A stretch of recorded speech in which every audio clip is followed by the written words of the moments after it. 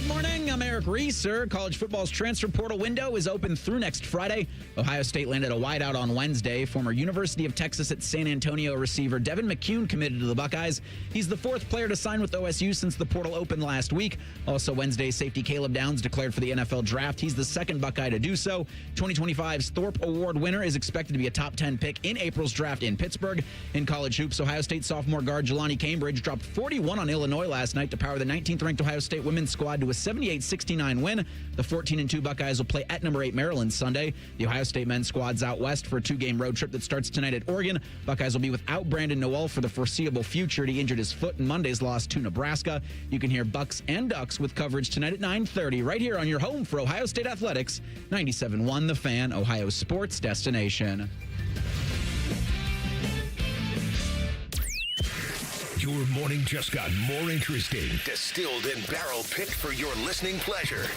Bo Bishop, a local sports media legend. What William T. Sherman was to the Union Army, he is to Northern College football. A husband, a father, and middling youth sports coach. He's friends with Central Ohio sporting royalty. Talking to Ohio State Athletic Director Ross Bjorken. Coach Day walking on with us right now. Good to see you, buddy. Good buddy, Austin Ward. My good buddy, Tim May, the Tim May Show. The great Doug Lavery is joining us. Hi, everybody. Dom Barry here. Oh, Reese came in and he handed me papers. Yeah, and then it's a rundown. And then he said, "You see that button? That's the only button you need to worry about. Don't touch. There's 8,000 buttons in front of me." Oh, I didn't know what he was talking about. The one that says on. We blew the budget on this imaging, and only two guys answered our ad on Craigslist. Ryan Baker and Eric Reeser. Act accordingly. You're now listening to Bishop and Friends. Bishop and Friends is sponsored by Diamond Seller, your true jeweler for over 75 years. All right, let's do it live on a Thursday edition of the program. Boy, the boys with you for the next three. Pretty loaded up for you here on a nice little Thursday. College football playoff semifinal. We should be playing right now. You imagine that? How different today would have been? You just would have heard the bells and getting you set for the Buckeyes and the Rebels of Ole Miss. By the way, before we get into all of this, best guess on what the line would be if it was Ohio State Ole Miss tonight? Buckeyes 7.5. That's what I was going to say. I was thinking a little lower than that because, what was it? Miami was 9.5, so that's pretty close. 6.5, I was thinking. Somewhere in there. Just a little lower. Yeah, doing a very different show, if that was the case. Nevertheless, we are loaded up. We'll open up that mailbag at 10 o'clock. We have at 10:20, I think I'm going to do this. There is a neighborhood coyote exchange that is... You're trading coyotes or text messages? Yeah, we got coyotes in the mix again, and there's panic in the streets, and I know we have a coyote bureau chief, the professor who came on with us last year, so we may have to dip into his knowledge again, or we could just use common sense. But that's usually something that's reserved for the neighborhood text exchange. Paul Finebaum going to join us at 10:30. We will beat the house NFL style coming up at 11 o'clock, and at 11:30 the Jackets in Vegas, and we'll do a little Shelley time. All right. Obviously, there's panic in the streets, and not about the Coyotes, but about the portal. So I thought what I would do is try to explain the best I can what I think is going on the last week or so at Ohio State. Portal opened last Friday, right?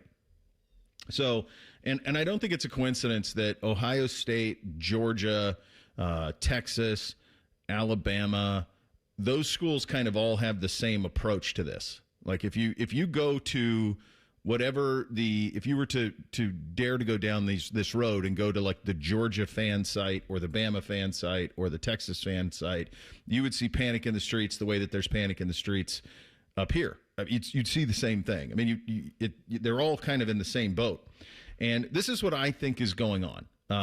I don't know this, but it's an educated guess, a little more than that, of what I think is actually going on. And this is what I think it is. I think at the end of the season, when the portal opens, if you are a place like Ohio State, Texas, Georgia, Bama, a place like that, but I think this is the Ohio State plan specifically, your number one priority is to pay your guys. Okay? So, and I've seen this a lot from folks saying, well, you don't have to play Carnell Tate anymore. You don't have to play Caleb Downs anymore. You don't have to pay. Yeah, but you got to give Julian a raise. And you got to give Jeremiah a raise.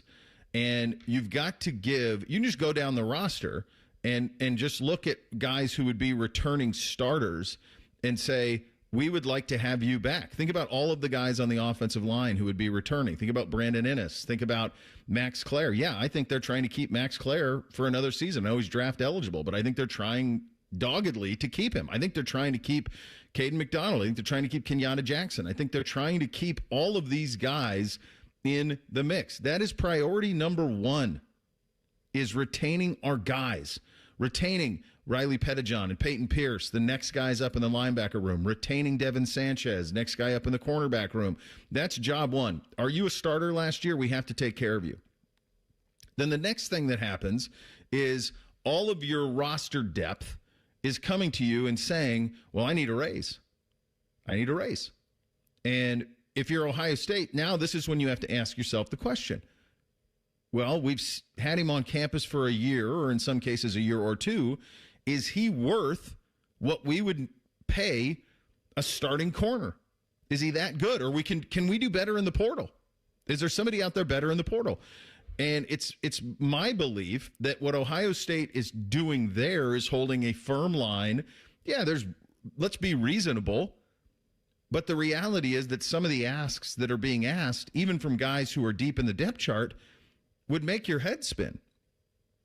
And the reality is, and my guess is most of you out there would have said, if some, second, third string guy comes in and asks for a raise of substantial, maybe 2x of what he was getting previously, you would say, yeah, no, kick rocks, we're done.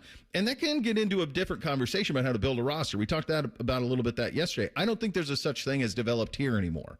I think that's going away. And I think that's something Ohio State, Texas, Georgia, all of those schools have got to get used to in real time, because 5-star kids don't want to wait. 4-star kids don't want to wait. 3-star kids don't want to wait. They want to go get paid. They want to play. And honestly, in recruiting, unless you're Jeremiah Smith, you should go someplace where you can get on the field right away and prove what you're worth.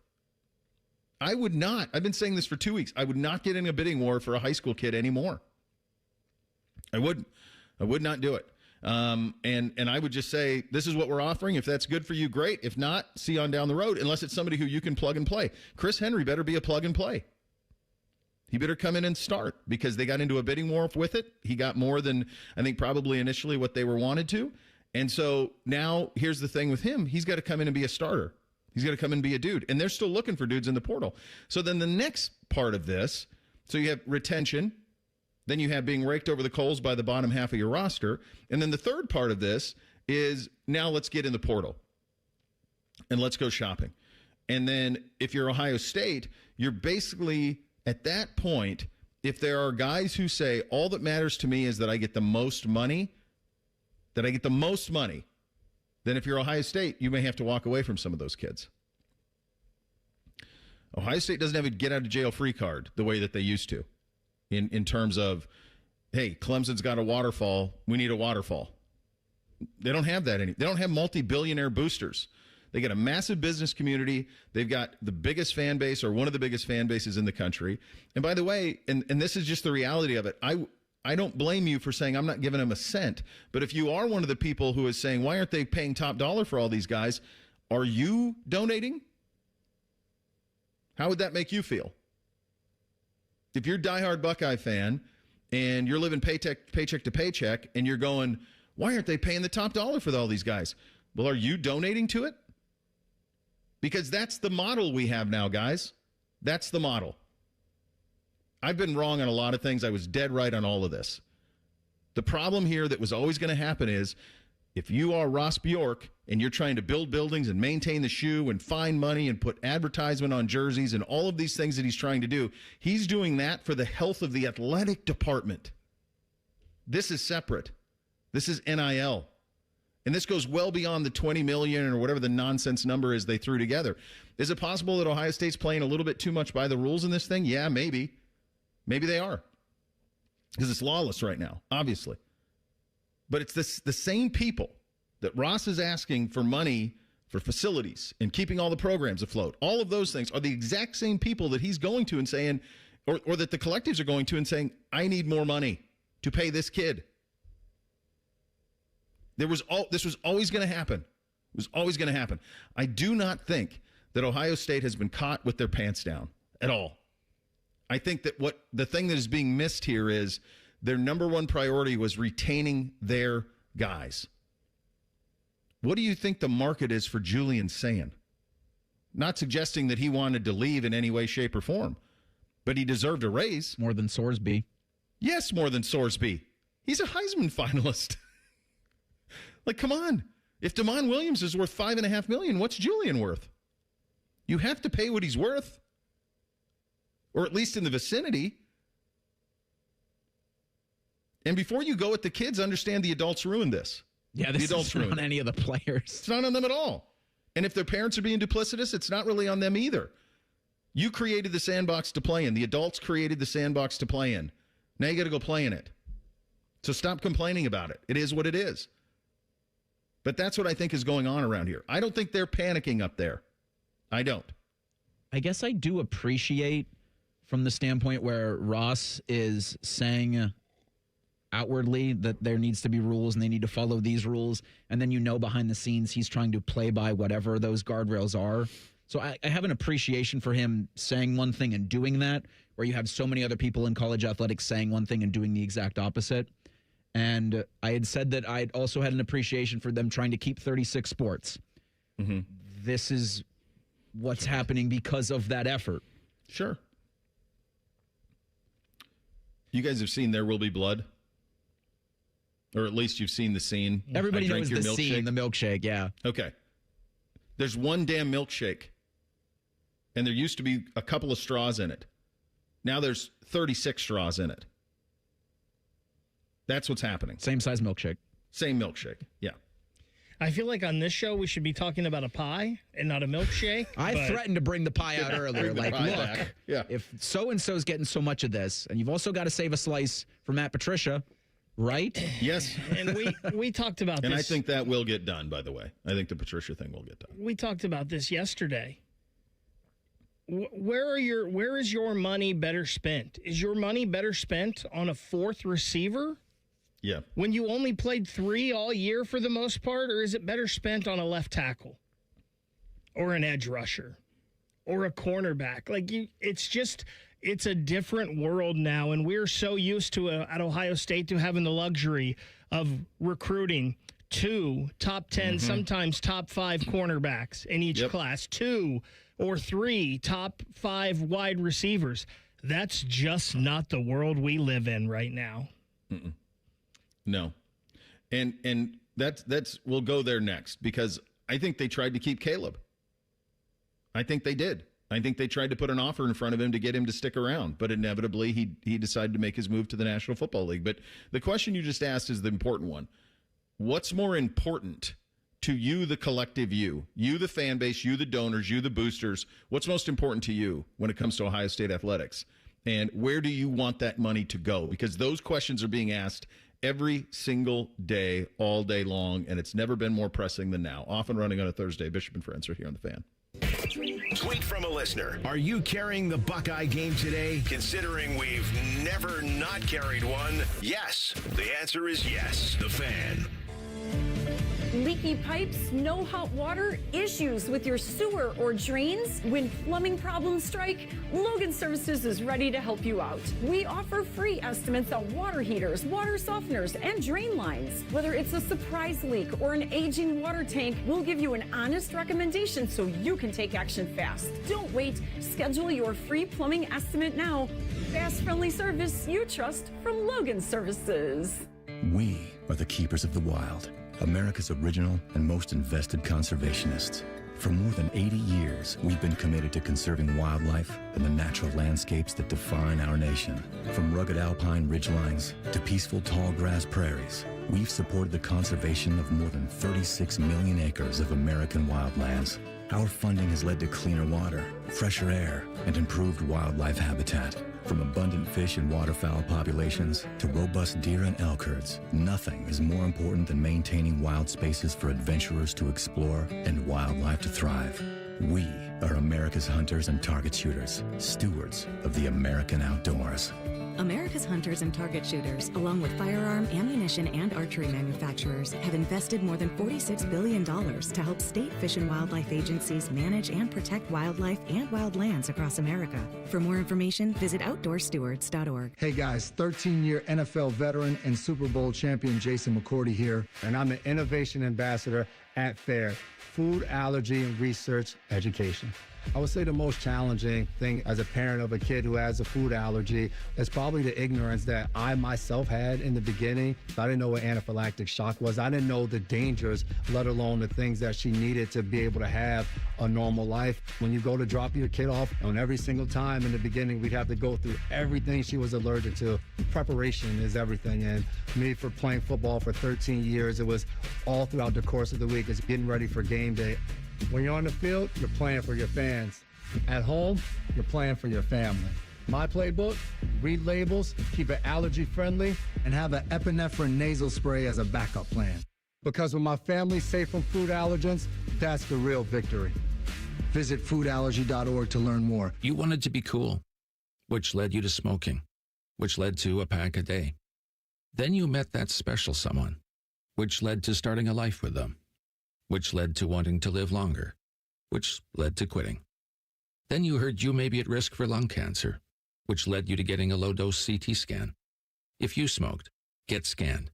Talk to your doctor and learn more at savedbythescan.org. Brought to you by the American Lung Association and the Ad Council. Hello, it's John Kozik, founder and president of TurboTrack Realty, and I buy houses as is fast for cash. Call me today for an all-cash offer on any of your properties, and we can close within days at 614-470-2000, 614-470-2000. Do you own a property that's outdated and needs thousands of dollars in repairs? Great, I'll buy it. Give us a call today for an all-cash offer at 614-470-2000, 614-470-2000. Would it be convenient for you if you could simply take what you wanted and leave the rest behind? Great, I'll buy it. I buy vacant properties, inherited homes, divorce situations, death in the family, apartment buildings, rental portfolios. I even buy my tenant won't pay me the rent houses. Call TurboTrack Realty today for an all-cash offer and speak with one of our friendly staff members at 614-470-2000, 614-470-2000. All your favorite and least favorite fan shows are available wherever you get your podcasts. Just type in 971 The Fan to the search bar and hit that subscribe button. It's free. We're the land of the free and the home of the sunburnt, freckled fat guy. Do it now. I always tell people I was the luckiest guy in the world. I wanted to be an army man or a fireman, and I got to do both. As a firefighter, my job was about saving lives. I never thought one day I would be fighting for mine. After spending his career answering the call to save others, Ken was diagnosed with ALS. Now he's facing his biggest battle, for more time. For 70 years, Muscular Dystrophy Association has been answering the call to help people live longer and more independent lives. MDA means to me hope. MDA is leading the way for people living with ALS, muscular dystrophy, and other neuromuscular diseases by accelerating research, advancing care, and advocating to empower families like Ken's. I wouldn't be living as good of a life with ALS if it wasn't for MDA. MDA is helping people live stronger and love longer. Learn more at MDA.org today. Fan weather. From the Logan AC and Heat Services Weather Center. Could see some patchy lingering fog today, otherwise mostly cloudy and mild with highs in the mid to upper 50s. For tonight, lows in the upper 40s to low 50s, gusty winds, and we'll see showers developing going toward daybreak on Friday. For Friday, we could see scattered showers and even isolated thunderstorms. It will be significantly warmer and breezy with highs in the mid to low 60s. For the Fan, I'm meteorologist Meredith Garfalo with the 10 Weather Impact Forecast. Question from a listener: do you dopes ever get tired of talking about Ohio State? No. The Buckeye Show. Weeknights at 6. The Fan. Our top men are working on everything except this show. This is Bishop and Friends. This was always going to be kind of where the rubber meets the road on this. It was always going to be the individual massive boosters who grew fatigued by this. That was the only course correction that was going to happen until it's collectively bargained and they have contracts. That's it. We've been saying that for years around here, and it remains true now that there is. And there is You saw the story from about Indiana and Mark Cuban yesterday, how they're more happy with his donation this year than they were the previous year. All it takes is one. If you have one of those type of guys, I mean, that's what's going on at Michigan. That's how they're retaining their players. That's how they got Bryce Underwood. They have a couple of massive boosters who are putting their money where their mouth is, and they are able to retain. They're able to sign. That's what's happening at Indiana. You got to have those type of things. Ohio State's one of the most difficult situations in the country for that, for myriad reasons. One of them is that Ohio State, and this has been something we've talked about for a decade plus, wants to be Stanford in the Olympic sports, and they want to be Alabama in football. And so when you have 36 sports, there's only so much money to go around, because NIL isn't just at the highest end. It's a football and men's basketball issue, but it's also a women's basketball issue, and it's a lacrosse issue, and it's a soccer issue, and a baseball issue, and a softball issue, because they all want to get a little bit, right? Do they all want $6 million? No. But they want a little bit. So that money is being spread around in all of these places. And those same big money boosters that are paying for facilities and upgrades and all of those things want their names on buildings. They're also being asked for this same stuff. So you have to ask yourself the question, what do you want Ohio State athletics to be? What's most important? The unanimous answer would be football, of course. But are you willing to give up the rest of that stuff, or give up some of that stuff? Those are the hard decisions that are going to have to be made right now, because they did not do this right. And we all knew it in real time. They didn't. And not they as Ohio State. They as college athletics did not do this right for fear of calling it what it is. That's how you're in this spot. That's how you'll continue to find yourself in that spot. That's how where you have DeMond Williams signing a contract that says everything but he's an actual employee, and then there being this kind of consternation over, well, is he actually going to be a quarterback for Washington Huskies next season, which is a wild thing to think about. I was looking for LSU and their big money booster, Todd Graves. In 2025, he saw his net worth go from 9.5 to 17. No, his estimated net worth is between 9.5 and 17.2 billion by Forbes. Yeah. That's such a wide difference in the average. Big jump. Google says 22 billion. But because I was just trying to rack my head around, like, who's LSU's guy? Oh, that's right, they're Raising Cane's guy. So if you want to LSU to not succeed, I guess don't consume their chicken fingers. Sure. I mean, but that, to your point, like, they've all got one. LSU now, Indiana, Mark Cuban, Larry Ellison at Michigan, Phil Knight at Oregon. Like, billionaires aren't just, can someone from Ohio State, like, can we find a billionaire? Not that one. Can someone from Ohio State find a billionaire? Yeah. That's it. Like Cody Campbell at Texas Tech. Like, he played there. That's perfect. Like, he's knee deep in the muck in it. How do you think they made the playoff? How do you think they landed Sorsby? How did all this happen? Well, that's how it happened. That's how. Ohio State's having to do it a little bit different. But they're going to have to make hard decisions right now on what they want this to be, what they want the athletic department to be, where they want the money to go, where they want to spend. You can only find money in so many places. I mean, that's what Ross has been doing since he's got here. That's how you're going to get a restaurant in the stadium. That's how you're going to end up with patches on the jersey. All of that stuff is all found money. That's why you pay for a tour of the stadium now. It's all trying to find money. Where can we find it? It doesn't. Like, there's this perception that it grows on trees here. It doesn't. Now, they have some real hard questions to be asked and answered in terms of, are you running this business correctly? That's part of it, too. Are you running a good business? I said that to Gene a decade ago. Is this a good business model? Like 36 sports? Does this make any sense to do this? I mean, it's something you're going to have to ask and needs to be answered. Something with this, too, the way Ohio State has done this, Bo, as we've talked about, Ohio State has continued to do the recruiting and development model of that. And I have been on the record that I like that. I prefer that. But you look at in Indiana, who's Indiana paying to stay next year? They're not. They're just paying new guys to come in. Yeah. They don't have to pay Fernando Mendoza because they paid him for a one and done. And he's off to the NFL. They're going to do that with this Hoover kid next.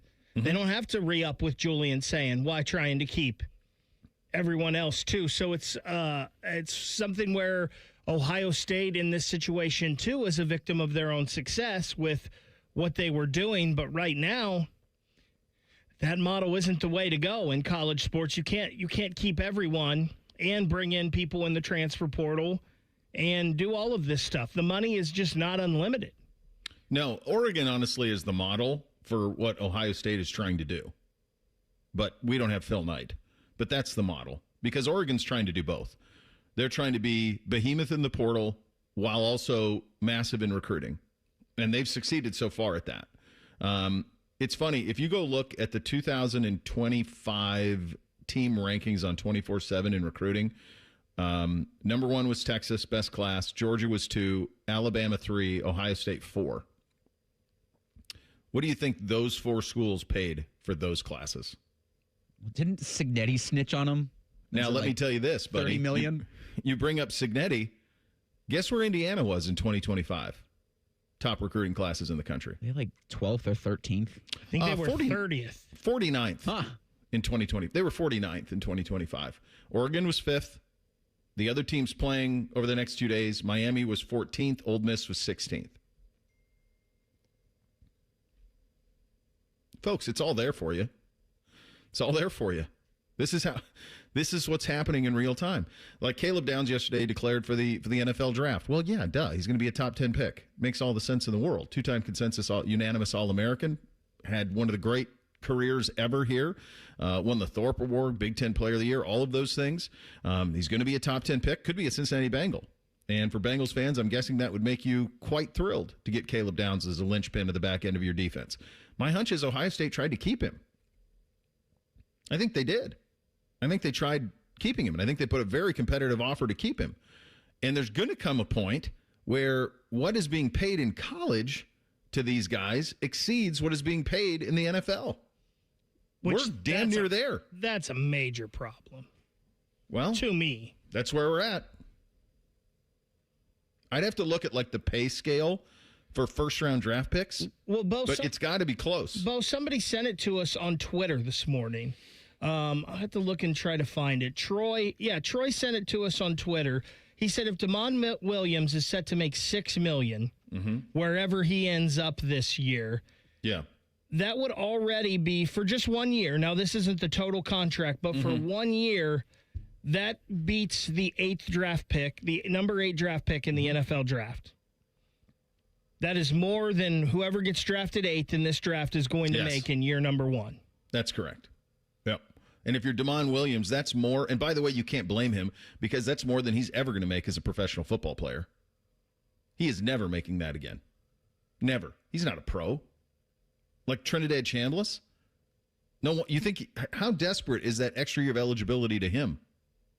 The most money that he's likely going to make in his life is happening right now. It's happening right now. And he's trying to get one more year of it. Because he didn't get big money to go to Ole Miss. He came there to be the backup to Austin Simmons. He's going to start tonight in the national semifinal. Same thing with Carson Beck. Go look at the mock drafts. Where do you see Carson Beck? He's not a first-round pick. Got $4.5 million last year at Miami.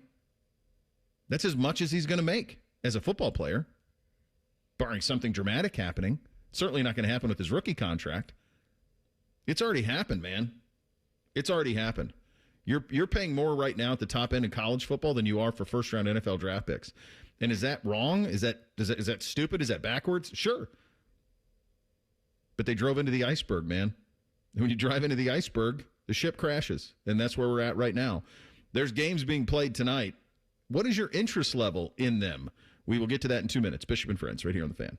Men, the new year is here, and if you're like many of us, you're ready to improve your health. But if you're feeling low energy, not sleeping well, or not seeing results in the gym, keeping that resolution can be tough. This is Jeff for Tri-State Men's Health, and if those symptoms sound familiar, we can likely help. They often point to low testosterone, and treating low T is what we do. But this year, we're also helping men go further with 4 targeted body composition plans featuring growth hormone peptides, NAD+, GLP-1s, and more. Designed to boost energy, support metabolism, enhance recovery, and accelerate fat loss. With our low T treatments combined with our body composition programs, most men notice real improvements. More energy, better focus, improved sleep, stronger workouts, and often a renewed sex drive as well. So call us. Your initial visit is just $99 and includes blood work and a medical consult. And if you start on treatment the same day, your visit is free. Call 800-900-9654 or visit tristatemenshealth.com. Featured therapies are compounded and have not been evaluated nor approved by the FDA. Provider prescription required. See website for details. Would you enjoy watching a football game if the officials were paid a bonus for every flag they threw? Or a basketball game where the refs got paid for every foul they called? Okay, how about hiring a furnace and AC company that pays its technicians by the number of parts they can sell you? Hi, this is Dennis, president of Care Heating and Cooling, and today, this is how many companies operate. They call it performance pay, and it rewards technicians by paying them more for billing you more. Why is this bad? Because it abuses your trust in a technician to be treated fairly and honestly. At Care, we've been family-owned for 31 years and have always paid our technicians by the hour for repairs. We'll show you exactly what needs to be fixed and why, and give you our low upfront cost before we start. And unlike other companies, our technicians will never be rewarded for throwing more flags. Our Central Ohio-based staff is here for you 7 days a week. Care Heating and Cooling. Book an appointment online at careheatingandcooling.com or call us at 1-800-COOLING. When you need a company you can trust. Bishop and Friends is sponsored by Diamond Seller, your true jeweler for over 75 years. The Fan, Ohio sports destination. What's up? What's up, man? What's up with you? What's up on a Thursday edition of the program? We've got national semifinals tonight. Game one, this is the game, of course, Ohio State was supposed to be playing in. It's Ole Miss and Miami instead. I think two things are true. I think, number one, obviously most people thought Ohio State would be in this game. Clearly, 9.5-point favorites losing to Miami. I guess that one went down to 7.5 by the time we got to kick. That probably should have told us more and all that we needed to know. But I think everybody also thought that there was no chance that Ole Miss would be in this game, and I think the chief among them is Lane Kiffin. I think he thought for sure Georgia would beat Ole Miss and he wouldn't have to keep dealing with this. And for all of the there's all of this craziness around the coaching staff that is going back and forth between LSU and Ole Miss. The one thing that I don't understand about this is the vitriol going at Kiffin. For whatever you think of it, just remember this. These coaches are being compensated by LSU. These are LSU employees that are coaching Ole Miss. That's part of it. I mean, Charlie Weiss's kid is an LSU employee, and he's calling the offense for Ole Miss. Now, is it tricky to have them going back and forth? Yeah, of course it's tricky, but that's not necessarily Ole Miss's fault. It's not Weiss's fault. It's not Kiffin's fault. That's the calendar's fault. And that's on a list of 1,000 things that are wrong among the top 5 that got to get sorted out. But the thing that has been crazy is like the media pitting Kiffin against Ole Miss and Ole Miss against Kiffin. I think he's being pretty magnanimous here. He's giving you the play caller for 3 playoff games while he's trying to put a roster together for next year at LSU. And I don't think Lane Kiffin's the best guy on the planet, far from it. But I also think that he could just say no. Find your own damn play caller. He could say that, and that hasn't happened. In fact, Pete Golding was asked about this. He was asked, and listen to this response. Pete Golding, who's the coach now at Ole Miss, was interim, now head. He's going to play a game against Miami tonight. He was asked if he had a message for Lane Kiffin. Here's the answer. Our team had a message. They had a message about how they prepared and how they play, and that they weren't tired of playing. And I do think the message is, I'm replaceable, you're replaceable, our players are replaceable. Right? I think you want to build a program to where it's heading in the right direction, and one person, one player, or anything like that's not going to derail that. There's been too much invested in that, and it's been aligned correctly that one person is not going to impact something so drastically. If it is, it's probably not built right. The only thing that was different is who's running them out of the tunnel. And to be honest with you, I don't think the players give a damn who runs them out of the tunnel. Right? Does it make sense? They care about their plan. They care about getting held accountable, right? And how they're going to prepare. And they care about people that care about them. All right. And I think that's been the message our players have created. But I don't have to say to anybody else. Have you guys noticed that, by the way, good answer out of Pete. Have you guys noticed that all of the guys who are Saban disciples, one of Saban's crutches is he says, "aight." So he'll say a sentence, "aight," and then another sentence, "aight." All of the guys that are Saban disciples use that. They use that as their crutch. You'll get an "aight" out of them all the time. And Golding just did it like 6 times there, and I picked up on it.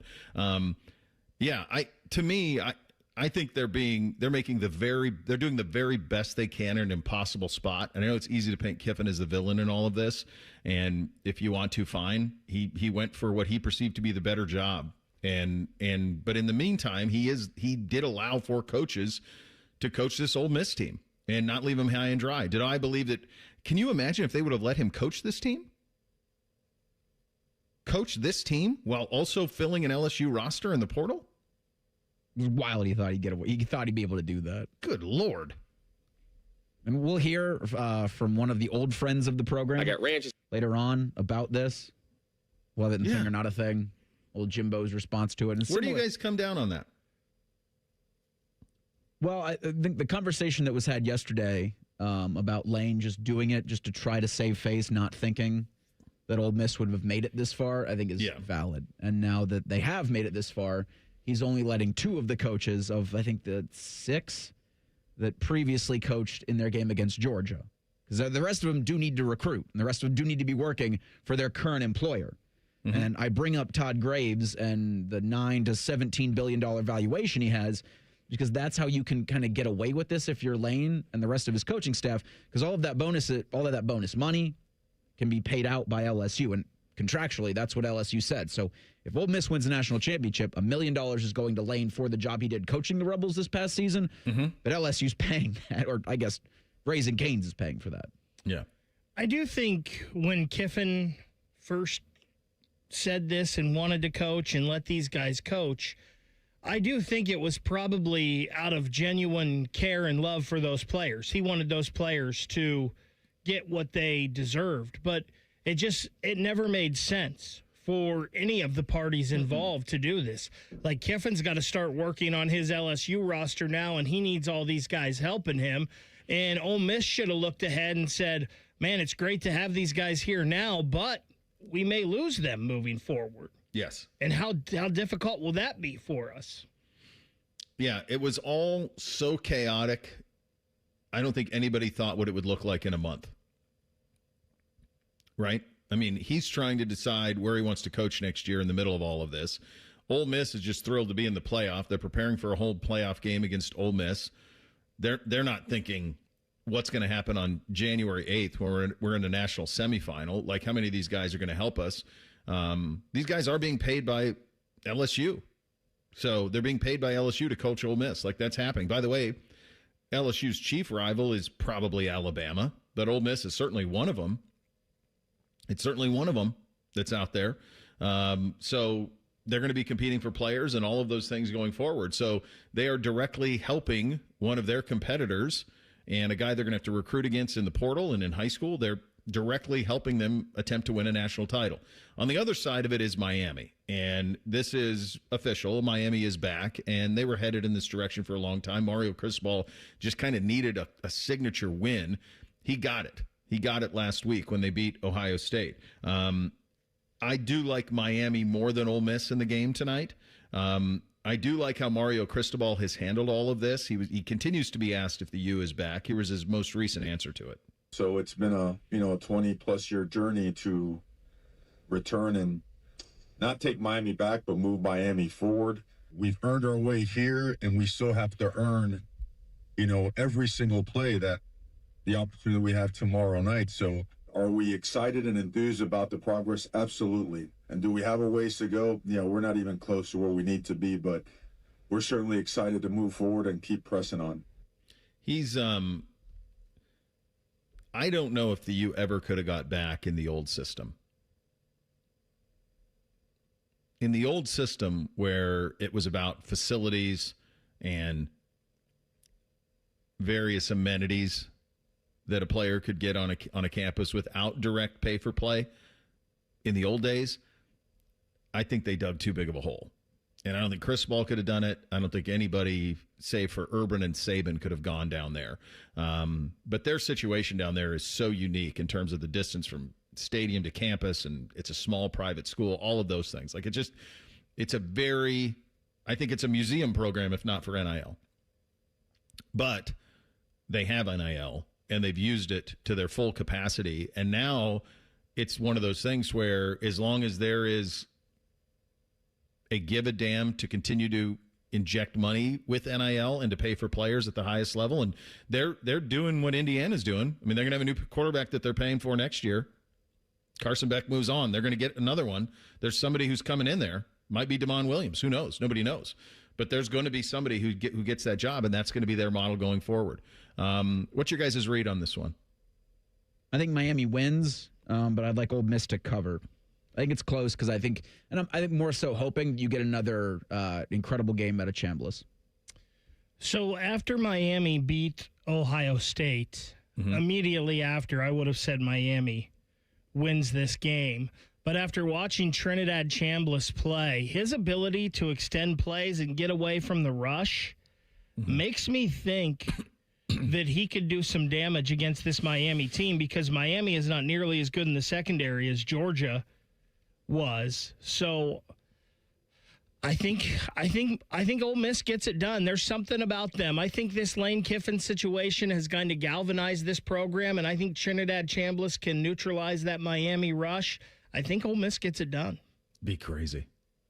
I mean, that is just, if it's Ole Miss, Indiana, you can't wrap your head around that as someone that's followed the sport and covered it for that long.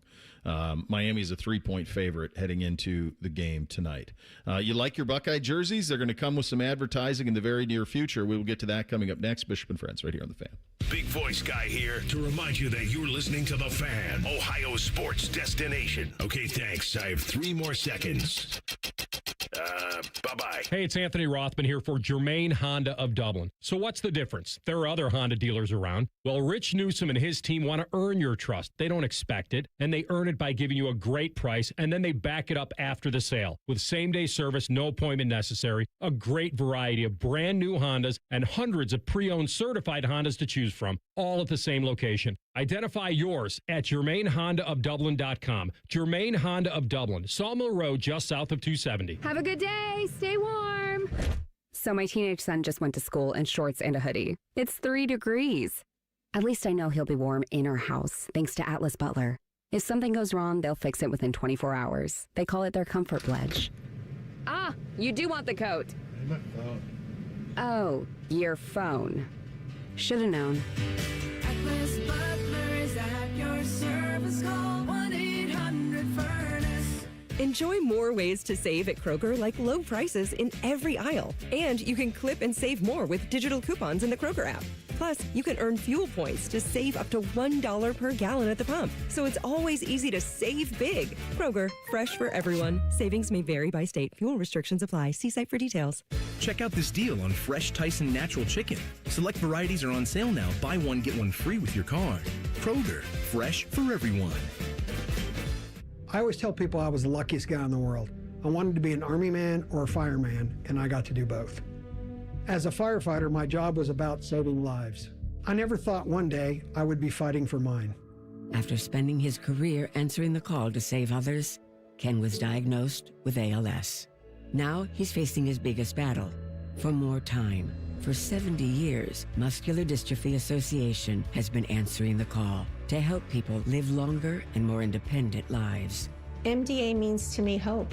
MDA is leading the way for people living with ALS, muscular dystrophy, and other neuromuscular diseases by accelerating research, advancing care, and advocating to empower families like Ken's. I wouldn't be living as good of a life with ALS if it wasn't for MDA. MDA is helping people live stronger and love longer. Learn more at MDA.org today. When it comes to a gun suicide attempt, all it takes is a moment. Heather and I had an argument just like any other couple. I was lost. I had snapped. I had a gun and I was going to take my own life. Heather helped me realize that there was still a life to live for the better of myself, my family. My weapon is now safely put away.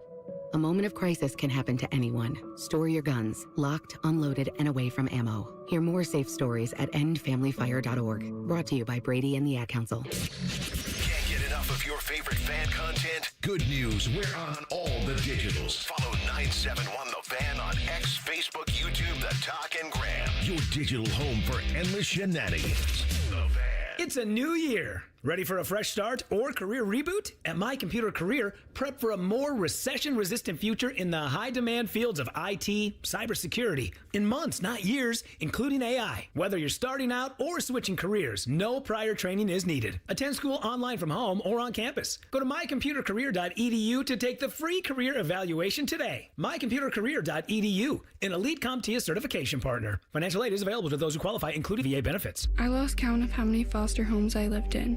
20, maybe more. Each time, a new family, a new room, but never a space that felt like mine. There are more than 100,000 children in foster care waiting to be adopted. The Dave Thomas Foundation for Adoption is working to help find them a permanent home. Now I have my own room and decorated it myself. And just like my family, it's mine to keep. If you have room in your home or your heart, see how you can help at davethomasfoundation.org. The best words to hear at the TSA security checkpoint? You're good to go. All it takes is a little preparation. Get to the airport early, bring a carry-on bag that fits in the overhead, and have an acceptable ID. Not all state-issued IDs will cut it. Check out tsa.gov/ID and see which TSA acceptable IDs make the grade, like a real ID or passport. Before you jet, do a little prep, and you're good to go. Check out tsa.gov/ID or the MyTSA app. All your favorite fan shows are available when you want them. Head to 971thefan.com and hit that subscribe button. The Fan, Ohio sports destination. After putting up with Tom Tiberi for a decade, the broadcast gods gave Bo these two. This is Bishop and Friends. Hey, it's your Uncle Bo here. When it comes to buying a ring, you don't guess, you go with the best. And that's why I trust my friends at Diamond Seller. Ready to pop the question or walk down the aisle? Only one true jeweler for a moment this big. And for nearly 80 years, Diamond Seller has been helping guys get it right. With luxury designer collections, expert in-house designers who can build a ring that's strong, timeless, and truly one of a kind. And man to man, they make it easy. No pressure, no confusion. It's pretty nice, guys. Just great advice and the right ring. And this is all about quality, trust, and getting it done right the first time. That happens when you do what I do and you go see my friends at Diamond Seller. Sawmill Road, Easton Town Center, online anytime at diamondseller.com. We do a little breaking news. Some good news on the portal front. Linebacker out of Wisconsin. What is the name on this guy? Christian Allegro. Thank you. Sometimes on the Twitter feed, I accidentally hit for you instead of following, and then I end up in this alternate universe of chaotic nonsense. Yeah, the worst is like the recommended feed. It's like, no, I have what I want. Give me that, please. And then even on the things that you want, it gives you like the most popular of that thing. I'm like, no, I need the most recent stuff. Like this is our generation's AP ticker. I don't need what somebody said 2 days ago that I follow. I can, if I need that, I'll go find that. But it's so much worse. So Christian Allegro is the Wisconsin linebacker transfer, 2-year starter, 120 tackles, 8 sacks during his time in Madison. That's a good get for threes. And my hunch is he would be now one of the linebacker triumvirate along with Peyton Pierce and Riley Pettijohn, right? I mean, that's kind of how we see this going, that he would be one of those guys. So that's how that goes, and that's a good get for threes. And the Buckeyes in the portal, a very nice get for them. Yesterday, in full disclosure, of course, we are partner here with Learfield, and very happy to be. I've worked with Chad and those guys, worked with them for years, the best guys. This was a deal that was announced Wednesday as part of an extension of the Learfield deal with Ohio State that had agreed to a multi-year rights contract extension with Ohio State. Learfield revealed that Ohio State's engaging brands are highly interested in pursuing a jersey patch partnership with Ohio State in anticipation of the NCAA rule change. So that's something that you're going to see throughout college athletics coming in the 26-27 season. Again, why? Found money. That's why. The extension will run through 2036. The Learfield statement adds, as one of the most celebrated schools in college athletics, boasting 36 sports, parenthetically by me for now. A jersey patch opportunity with Ohio State would represent one of the most highly coveted sponsorship partnerships in college athletics. I think that's probably very, very true. Sponsored jersey patches could be coming to college sports as soon as the 26-27 season. Sports Business Journal reported last week that the NCAA's Division I cabinet is slated to discuss allowing sponsored jersey patches during competition at next week's NCAA convention. Multiple schools have already sold jersey patch sponsorships in anticipation of the change. LSU agreed to a jersey patch deal with Woodside Energy. UNLV last week struck a deal with Acesso Biologics to be the first official jersey partner there, whatever that is. I guess we just said it on a Columbus radio show, so they went a little bit. Yeah, I mean, this is in the world of found money, this is where you're at. It's crazy as we go through all of these things, because what I was going to say is probably the most valuable brand, or on a short list of most valuable brands on the entire planet, is Real Madrid, and their jersey has had a sponsorship on it as long as I can remember. They've had it. I mean, BWin and Siemens and all these other things through the years, they've had a jersey sponsor. And so this is in professional sports, in European soccer, it's been going on for 20 plus years at least. We see it in the NBA. We see it in Major League Baseball. We see it in the NHL. We have yet to see it in the NFL. And my hunch is there just because at this point they make so much money that they probably don't need to make any more right now, but they will. It'll happen here too. The only difference between all of those examples and this one is all of those are professional sports. And the adults in the room continue to insist on not calling this professional sports. That's the rub. It's professional sports in every way, except the one. You make it so much easier on yourselves. But for 25, 30 years, they've been dragged kicking and screaming into, and by they, I mean the decision makers and the powers that be in college athletics, to the point that we're at now, where everything's on fire and it's all chaos. And wonderful for us, because content's our job. Content is king, and this content's pretty salacious. If you were to just make them employees, or if you were to separate football from the other parts of the athletic department that you want to keep student athlete moniker on, fine. But just if you call it what this is, you will see it be so much easier to handle once the actual before, during, and after the seasons. But I know I'm going in reverse just a little bit here, but going back to the jersey patches, I don't understand why that's such a big deal to people. Who cares? Like, you have them on all of the bowl game jerseys or the CFP jerseys, and you don't even really notice them. And I'll even take it one step further. If you could make a little more money, let's just give them the whole front of the basketball jersey, because the Ohio State basketball jerseys, other than their script Buckeyes and the old Jimmy Jacksons, are not good at all, and they haven't been good for a long time. So a nationwide patch there, or a Huntington Bank, I don't think any of that could look worse than what it is. So just give them the whole front if it gets you some more money. You choosing violence on the Buckeye basketball uniforms. Sorry. I just don't like them. They're really bad. No, they botched them. They have great. They have the Clark Kellogg scripts and the Jimmy J. Grays. So like, good. Just do that and wear that, and it's pretty easy. That's exactly what it should look like. On the football, I'm with you. On the football side of thing, like, this is going to they are doing everything and they can to avoid all the rest of these things. To avoid the one thing, which is this is professional sports. That's the one thing that they're doing everything and they can to avoid. And every coach, if you ask them, would you want this? Would you want a professional model? Collectively bargained, revenue shared, contracts, you'll be held to the same standard that a player's is, they all would say yes. But no one has the stones to actually do it. Sankey's your best hope. Petitti's wandering in the woods. I mean, what has he done other than nonsense? He's just wandering in the woods. The next best expansion plan for the playoff. 30? 40 now. Well, who's stopping? Why stop there? But let's have the playoffs start in October, and we'll run it through March, but still not call it professional sports. Would this plan of making them employees be able to add more inventory or more content? Because then I would like to hear about it, but if it's not going to make more content, I don't... It's funny that Nick Saban is the one, every time he's on College Game Day, it feels like he's got another rant against the state of college athletics. And then ESPN and their partners will come out and be like, see how many Nick Saban assistants are in the college football semifinals. It's like, call them. Kirby's not real busy right now. Call him up, because you have to get the coaches to be the catalyst for this change. I don't even know if they've all lobbied for this. Urban lobbied for this years ago. Saban lobbied for this years ago. Like, people have wanted this NFL model for a long time. We've been talking about it on this show since Threes and I were doing it. That's like 7 years ago we were talking about all this. And in fairness to those guys, I don't know if they were doing it for the good of anything. They just wanted more control. They wanted to be able to control everything. Of course. Yes. They want contracts. They want people held accountable. They want that. That's it. How do you think about this, folks, as we head to break here? How do you hold a kid accountable who's making more money than you and has no contract? How do you coach him? Good luck. Not easy. We'll open up the mailbag coming up next. Bishop and Friends right here on The Fan.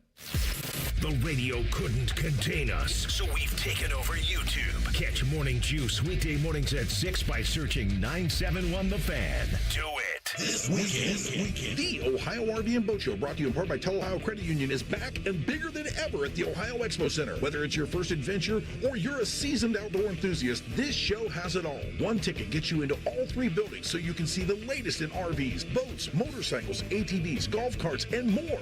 From towables to drivers, jet skis to pontoons, and more. It's all here. The Ohio RV and Boat Show at the Ohio Expo Center, January 9th through 18th. Get details and tickets at OhioRVandBoatShow.com. Hey folks, winter is here. The number one cost for everyone each month are those pesky heating bills that never stop increasing. It is time to take action and do something about it. Call USA Insulation today and get your home insulated with our premium foam for only $99 a month. Interest-free. That's right, $99 a month. You can have a warm, cozy home that you and your family deserves. 529-2440. 529-2440 or USAinsulation.net. USA Insulation. Get eco. Hey, Aaron, you know how it seems like everything just moves faster nowadays? You mean like technology and all those crazy inventions? Well, our furnace repair buyback program means you can slow down and take your time deciding what to do. Get eco. We act fast so you can plan slowly. You're right, Jerry. If your furnace fails in the dead of winter, call us. We'll be right there to fix it the day you call. Boom. We're there. It's fixed. Get eco. But our repair buyback means you still have time to think it over in the warmth and comfort of your toasty warm home. And if you decide you'd rather replace that old clunker, instead of fixing it every year, we'll credit the money you spent on repairs against the purchase of a brand new furnace, up to $1,500. We act fast so you can plan slowly. How long have you been working on that line? Good poetry takes time, Aaron. Get eco. GetEco.com. It all connects. The girl who walks for hours to bring home the family's water, the school she can't attend most days, her little brother's belly laugh, her dreams of being a teacher, an engineer, the mayor. It all connects. But at Child Fund, so do we, through everything we do, so every child can grow up healthy, educated, and safe. Because we need each other. Learn more at childfund.org. Hi, I'm Connie Britton. I support Feeding America because they help provide over 6 billion meals to people in need each year. Learn more at feedingamerica.org.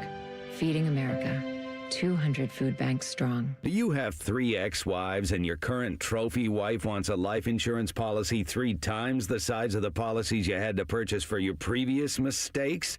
If so, you need to call Big Lou at Term Provider, 800-444-2013. Big Lou is intimately familiar with your problems, and if you're 50 or 60 years old and in reasonably good health, a $1 million policy should only cost about $100 to $200 per month. Big Lou may have a solution for your previous policies as well. You may even save enough money to lighten the load on your new $1 million policy. Remember, call Big Lou. He's like you, except he's only on number 2. Call Term Provider at 800-444-2013. That's 800-444-2013. For $1 million in term life insurance that you can live with. Call Big Lou at 800-444-2013. 800-444-2013. Hey everybody, this is Jeremy Birmingham Berm from the Austin and Berm Show on 97.1 The Fan. I wanted to give you guys a little update on my Awaken 180 weight loss journey. I started this plan a little bit before the new year started, and not because I'm extra disciplined or heroic or anything like that. I just got tired of waiting for the perfect time to make a change with my own life. And now here we are, second week of January, and I'm already down more than 20 pounds. 20. While most people are still figuring out if they're actually going to start their resolution, I've got 3 weeks of progress quite literally under my belt. But here's the thing. It's not too late for you either. You could start today and still be down 20 pounds by the end of January with results like mine. That is what happens when you have a real plan. Awaken 180 gives you structure, coaching, and actual support, not just motivation that fades by week 2. So if weight loss is your goal and you haven't started yet or have already given up, there's no judgment here. Just don't wait another week, because a few weeks from now, you could be saying what I'm saying. This is already working. Awaken180weightloss.com. After my accident, people warned me to slow down. I said, I don't know how. Thanks to my VA care team, I haven't. At VA, we're using technology to help veterans recover faster and live their lives to the fullest. Learn more at vacareers.va.gov/PSA. Broadcasting live from the McDaniel GM Superstore Studios, driving excellence since 1916. Chevrolet. Together, let's drive. WBNS HD1 Columbus. Good morning. I'm Eric Reeser. Ohio State's landed another player from the transfer portal. Wisconsin linebacker Christian Allegro committed to Ohio State this morning. The 6'3", 240-pound linebacker had 49 tackles and 4 sacks in 2025. He'll have 1 year of eligibility in Columbus. Allegro's the 5th portal person to join Ohio State. Former UTSA wideout Devin McCune committed on Wednesday. The portal window closes next Friday. In college basketball last night, Ohio State sophomore guard Jelani Cambridge scored 41 at Illinois as the Buckeyes rolled past the Illini 78-69. Jake Diebler's squad begins a 2-game road trip tonight at Oregon. Tip-off there is 10:30. Here on The Fan with coverage at 9:30. Buckeyes will be without forward Brandon Knoll for the foreseeable future. He injured his foot in Monday's loss at Nebraska. To Nebraska, I should say. This update is sponsored by Germain Toyota. For unbeatable service and sales, visit Germain Toyota on the corner of I-70 and Bryce Road or online at germaintoyota.net. If you love a good pie analogy, think of the cap as a pie, and once you take out one piece, there's less left for the next guy. then this is the radio show for you. You're listening to Bishop and Friends. All right, second hour here on a Thursday edition. Paul Finebaum coming up in 28 minutes from now on Portal Chaos and 2 big games, starting tonight with Ole Miss and Miami, and then tomorrow night a Big Ten showdown between Oregon and Indiana. So you have that to look forward to, which is very, very nice. Very curious to see what the ratings will be here locally for those. Typically, we will watch any college football that's on, but I'm curious to see what the give a damn level is around here. Between then and now, time to open up that mailbag. Hit it, fellas. Our comment box is always open. Any feedback is mostly appreciated. The mail never stops. It just keeps coming and coming and coming. There's never a let-up. It's relentless. Every day it piles up more and more and more, and you got to get it up. And the more you get out, the more it keeps coming in. Bishop and Friends present emails. All right, this one came from Social, and it was Rusty who asked, why can't schools make NIL contracts run from first spring practice to first spring practice with language stating there is a buyout to enter the portal paid out by the new school player wishing to leave, just like Japanese baseball teams charge a fee to talk to kids? Well, you could if you just call them employees. That's it. Sounds like an employment agreement. That's it. So in the Damon Williams thing, yep. And I would have to read in more to it. They said there was a buyout in that contract, but it was like whatever Washington, there was no set number. It was like whatever Washington said they wanted it to be. Sure. Or something like that. That'll it was hold really up. weird and different, and I don't know. And that whole situation's another thing, and I don't know how you have buyouts in these NIL deals. I guess it would be if kids leave, but... Let me ask you this. The big claim that they're going for in that Damon, if you don't know the Damon Williams case, he's the quarterback at Washington. We talked about him for the week leading up to that game. He's a really nice player. He, over the weekend, put out a statement saying that he was re-signing with Washington for another year, and then put his name in the portal Monday with the do not contact tag, meaning that he found another home that was more lucrative than the offer that he had at Washington. That's certainly what we're led to believe. Washington is claiming that it's a breach of contract. Washington is claiming that there was tampering. Yeah. How can you tamper with someone who is not an employee? Who's going to enforce it? How can you enforce a contract for someone who is not an employee? You can't. You lose in a court of law. That contract's worth the paper it was printed on. That's it. That's the list. There isn't anything. If somebody just, and you always have to do this, as long as we stay in the student-athlete world, if your child is at a university, and let's say they're excelling in business, and they're up at Ohio State, and the Wharton School gets wind of it and says, we got a place for you here if you want it at Penn. Can the kid transfer? Sure. So can an athlete. Until they put the distinction in between the two, nothing changes. Also, how do Quincy Porter and Aaron Scott and these guys that are leaving Ohio State think they can get more money elsewhere? Well, because other schools are telling them they'll give them that much money. Like they're all being tampered with. Lawless Everyone's capitalism, kids. When there's capitalism without law, this is what you get. You're worth what somebody's willing to pay you. That's it. Won't the government come help and save us from this? They're doing so well with everything. This one from the great Nick, the great Snagglepuss. So he spent New Year's Eve in Great Beach, so I'm incredibly jealous of that, which is the Panhandle 30A, great place. There's a trend with Day in the kicker situation. I don't know what the trend fully is, but our kicking has sucked under him. The Noah Ruggles thing wasn't a thought of mine until I began this email, but it serves as evidence of this trend. I don't know who the kicking coach is. I don't know there's a specific actual kicking coach. What I'm throwing out there, can someone get a hold of Mike Nugent and find out if he has the energy to help our kickers? It's such a psychological thing. Maybe he can help get into guys' heads and help teach something. Because the amazing part is... and then he goes into some personal stuff there.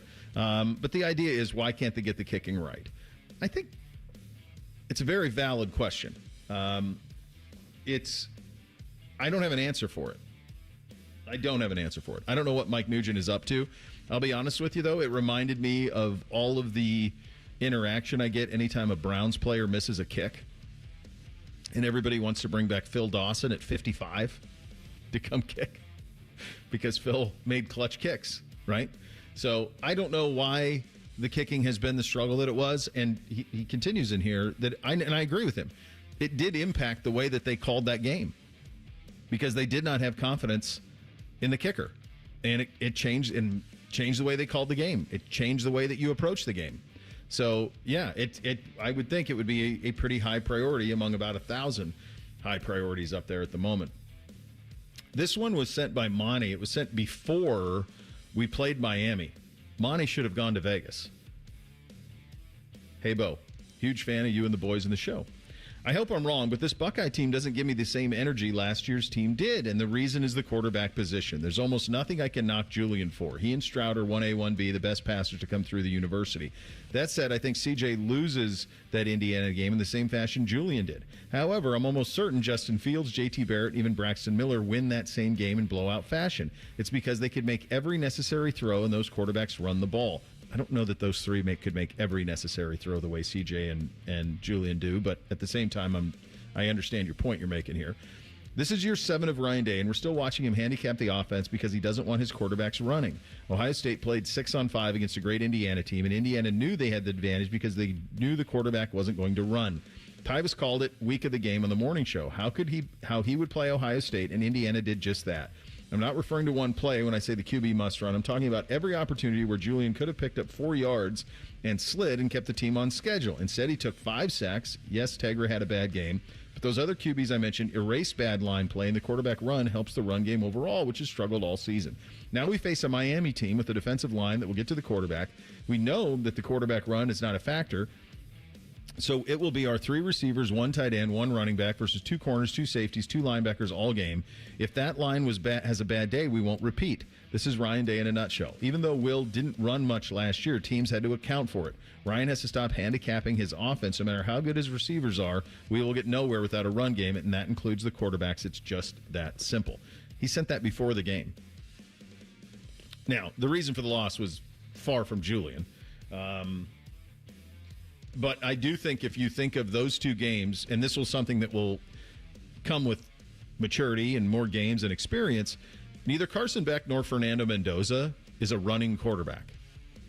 But in the Indiana game and in the Miami game, on the last drive specifically, they kept drives alive by getting first downs with their feet, by getting flushed out of the pocket and getting upfield and getting first downs. And that was a part of the game that we saw Julian have against Michigan that wasn't there against Indiana and Miami. And I think it'll come with experience. I think he'll get there. But he's a redshirt freshman. And he's still in his process. I think the experience, I don't think that he's unwilling to run at all. I mean, we saw it in the Michigan game. He's willing to run.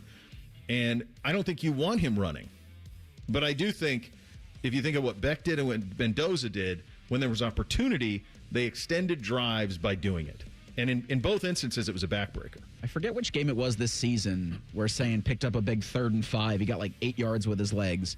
And I said, that right there is what you were begging C.J. Stroud to do. If you see green, go for it. And I think, now nobody knows what 2026 is going to look like, but I think that's one thing that's part of his game, especially when you go into the fall and you don't have to have a quarterback competition. You can start to iron some of those things out because we've seen Sayin be athletic. I just think in those 2 games where you had Miami and Indiana not have to do much with their linebackers, it made for really tough outs. I know it's tough, especially at that position of quarterback, but I do think sometimes, like, guys got to where they got to by playing ball and playing ball the way they know how. And Julian ran quite a bit. If you look at his high school highlights, there was a lot of plays where he would take off and running. I think sometimes we try to coach what makes these guys great out of them. And then the other thing that does is it makes them think. Yeah. And we've already heard this, when you think, you're already playing slower. And maybe that's something that's happened with Justin Fields a little bit, is people trying to make him a better quarterback have made him think twice about his athleticism and just what he does and going and playing ball. And I think sometimes that hurts people. I think you have that a little bit with Stefanski, where he wants players to do a certain thing, run the play how it's supposed to be, but sometimes guys just got to go do their natural ability and play ball. Yeah, and I think Julian will get there. But that was a pretty prescient email. I mean, that was basically a lot of what happened in the game. This one from the great Buckeye John. I appreciate this. He said, I thought you might find this interesting. Is this due to competition from High Bank? Jim Beam halted bourbon production at Kentucky Distillery for a year. I'm sure that we had a great deal to do with that at High Bank, but I also think what's happening is, and that's pretty simple, they're just trying to create demand. That's what that is. Just create a little demand here. Finally, this one from Mike. I had the conversation about Buddy and the story about my wife thinking he had ringworm and all of this stuff. I'll tell you what it is in a second. But I said that I don't remember ever taking our dogs to the vet. And he writes, and it's a very good question, is it perhaps that you had vets coming to the Ponderosa regularly, horses, cattle, that you never took dogs to the vet? We did have vets coming regularly for horses and cows, but I don't remember them ever looking at the dogs. Ever. So I think both can be true. So here's what happened to Buddy Garrity. Water got in his ear, God knows how. Water got in his ear, created an ear infection, which then he decided to scratch because he's a dog. Once he scratched it, it started to become an open wound and oozed and looked, in the eyes of my 14-year-old, like ringworm. He continued to itch it, took him to the vet. They're like, oh, this is what it is. You got to get him to stop itching it. Good luck, right? How are you going to do that? So they cut the hair around the injury, and now he's itching it 1,000 times more.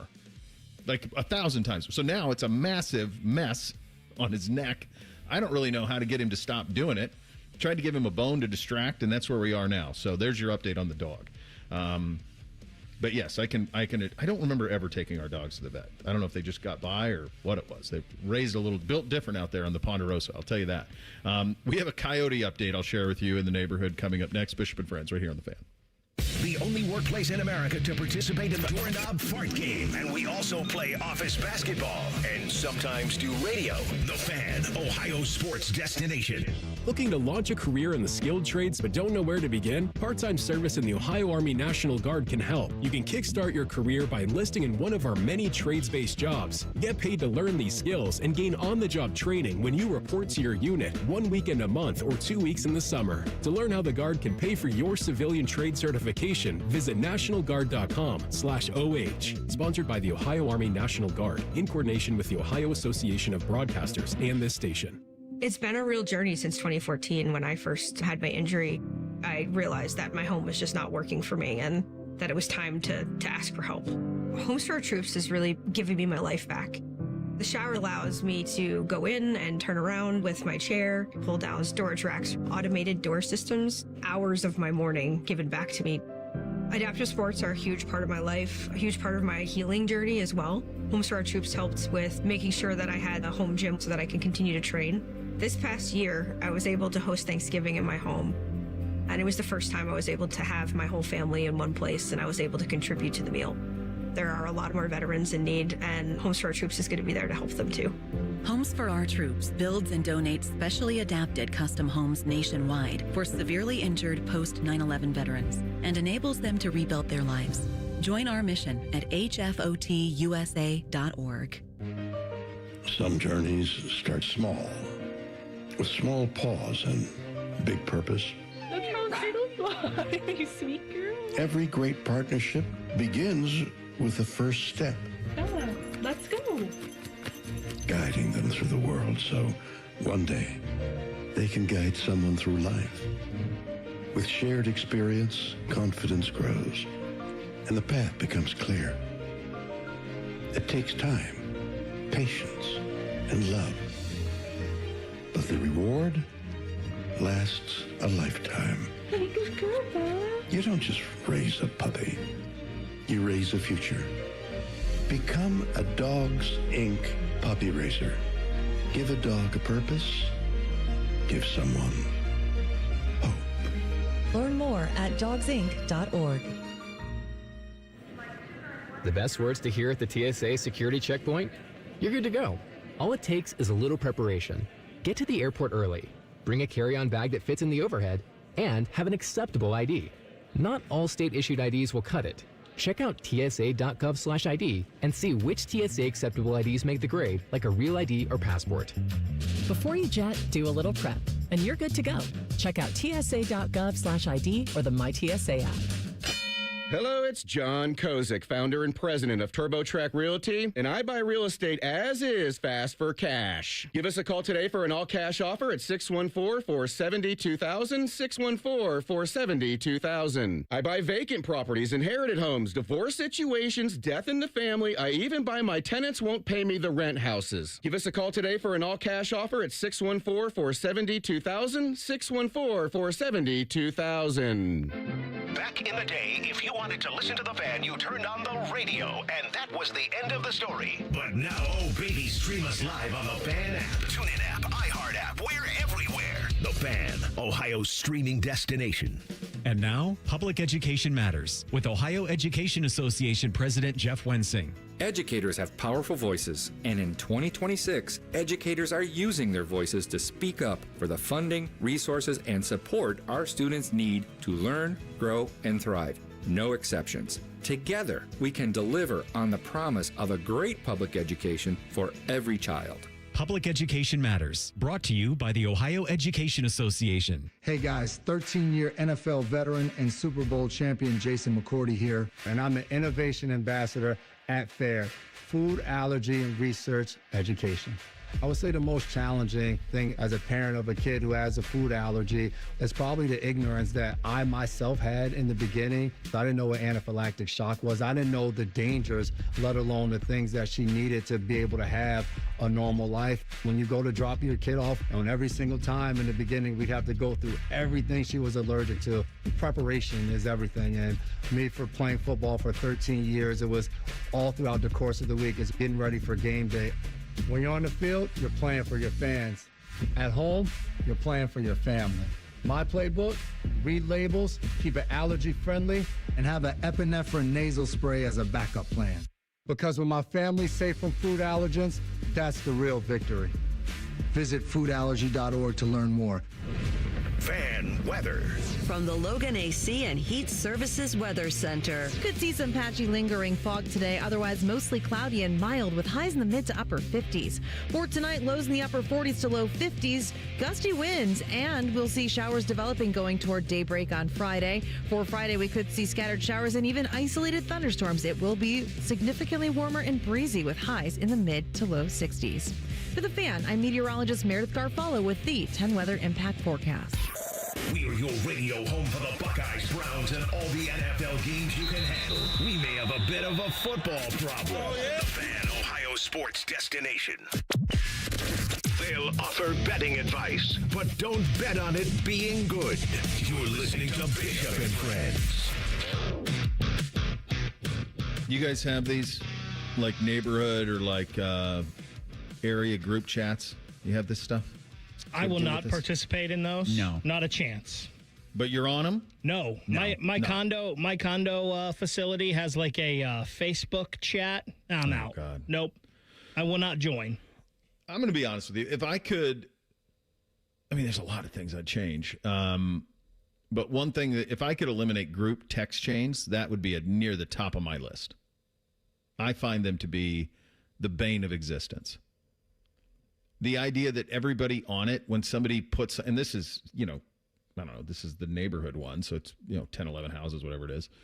But like the idea that every time somebody makes a statement, everybody who's on the text chain has to give a thumbs up to the statement, like an acknowledgement of delivery.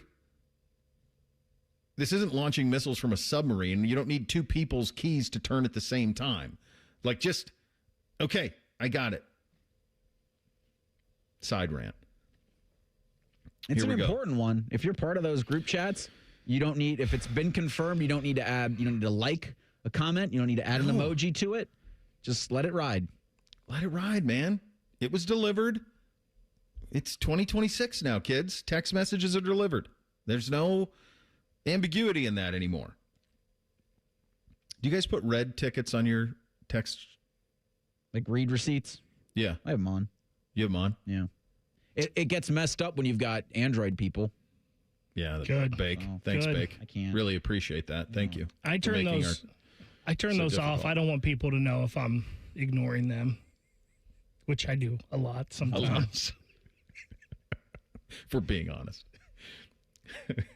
So when I say get this guest and then I don't hear from you for 3 hours, that's you're just choosing not? Well, if you didn't hear from me, it means I was trying to get him. Maybe. I was working my hardest. Email's been sent or a text has been sent. All right, so this was 7:30 this morning. Here we go. No names. When letting my dog out at 7:01 this morning, a coyote twice the size of Luna, and I'm not sure what type of dog Luna is, was running full speed towards her. I apologize if anyone heard me screaming. I didn't. The coyote wasn't initially phased at all. Yell away. Then now the responses come. Yell away. We've never seen one around here. Then another one. They're really starting to be a problem. Always seems to be in the morning. This one. So now we got ring camera footage of coyotes that are being outlined like Zapruder film. You see this coyote is coming across the garden while little Timmy is over here running around. Okay. Then we get so happy you were able to scare him away. Then we get an animal control personnel that somebody has talked to in the neighborhood about the coyotes. And the recommendation from the animal control was go outside with a dog and shine a bright light. Yeah, that's undefeated. That is undefeated. Now we had the foremost expert on coyotes on the show around a year ago at this time because we were dealing with some urban coyotes. And one thing that we had, and I think is it still the avatar on our show Twitter, was my reaction to something that he said? It is. Yeah. I can't remember what elicited that reaction, what it was. If it was the way, like their patterns or something, like the urban coyotes, like how many of them are out there. I'm a little bit more rural, so mine are living in the wilderness. Here's one thing that I will, before I make fun of everybody, here's one thing that I will acknowledge that I was wrong about in regard to the eastern coyote. Coyotes out west are the size of like a border collie, like 25, 30 pounds at most.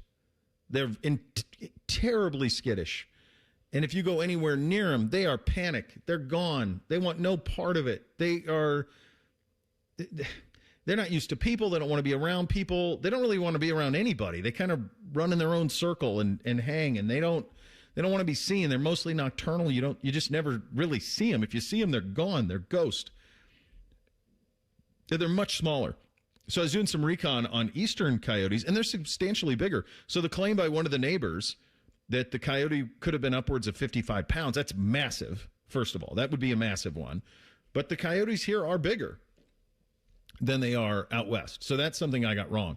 I still stand by that mostly they would be terrified if a human engaged with them in any way, shape, or form, unless they're rabid, and then all bets are off. But as long as they're not rabid, if you go outside like the animal control guy says, if you see one at night and you go outside with a bigger dog and you have a flashlight, they're gone. Like, you don't have to worry about them.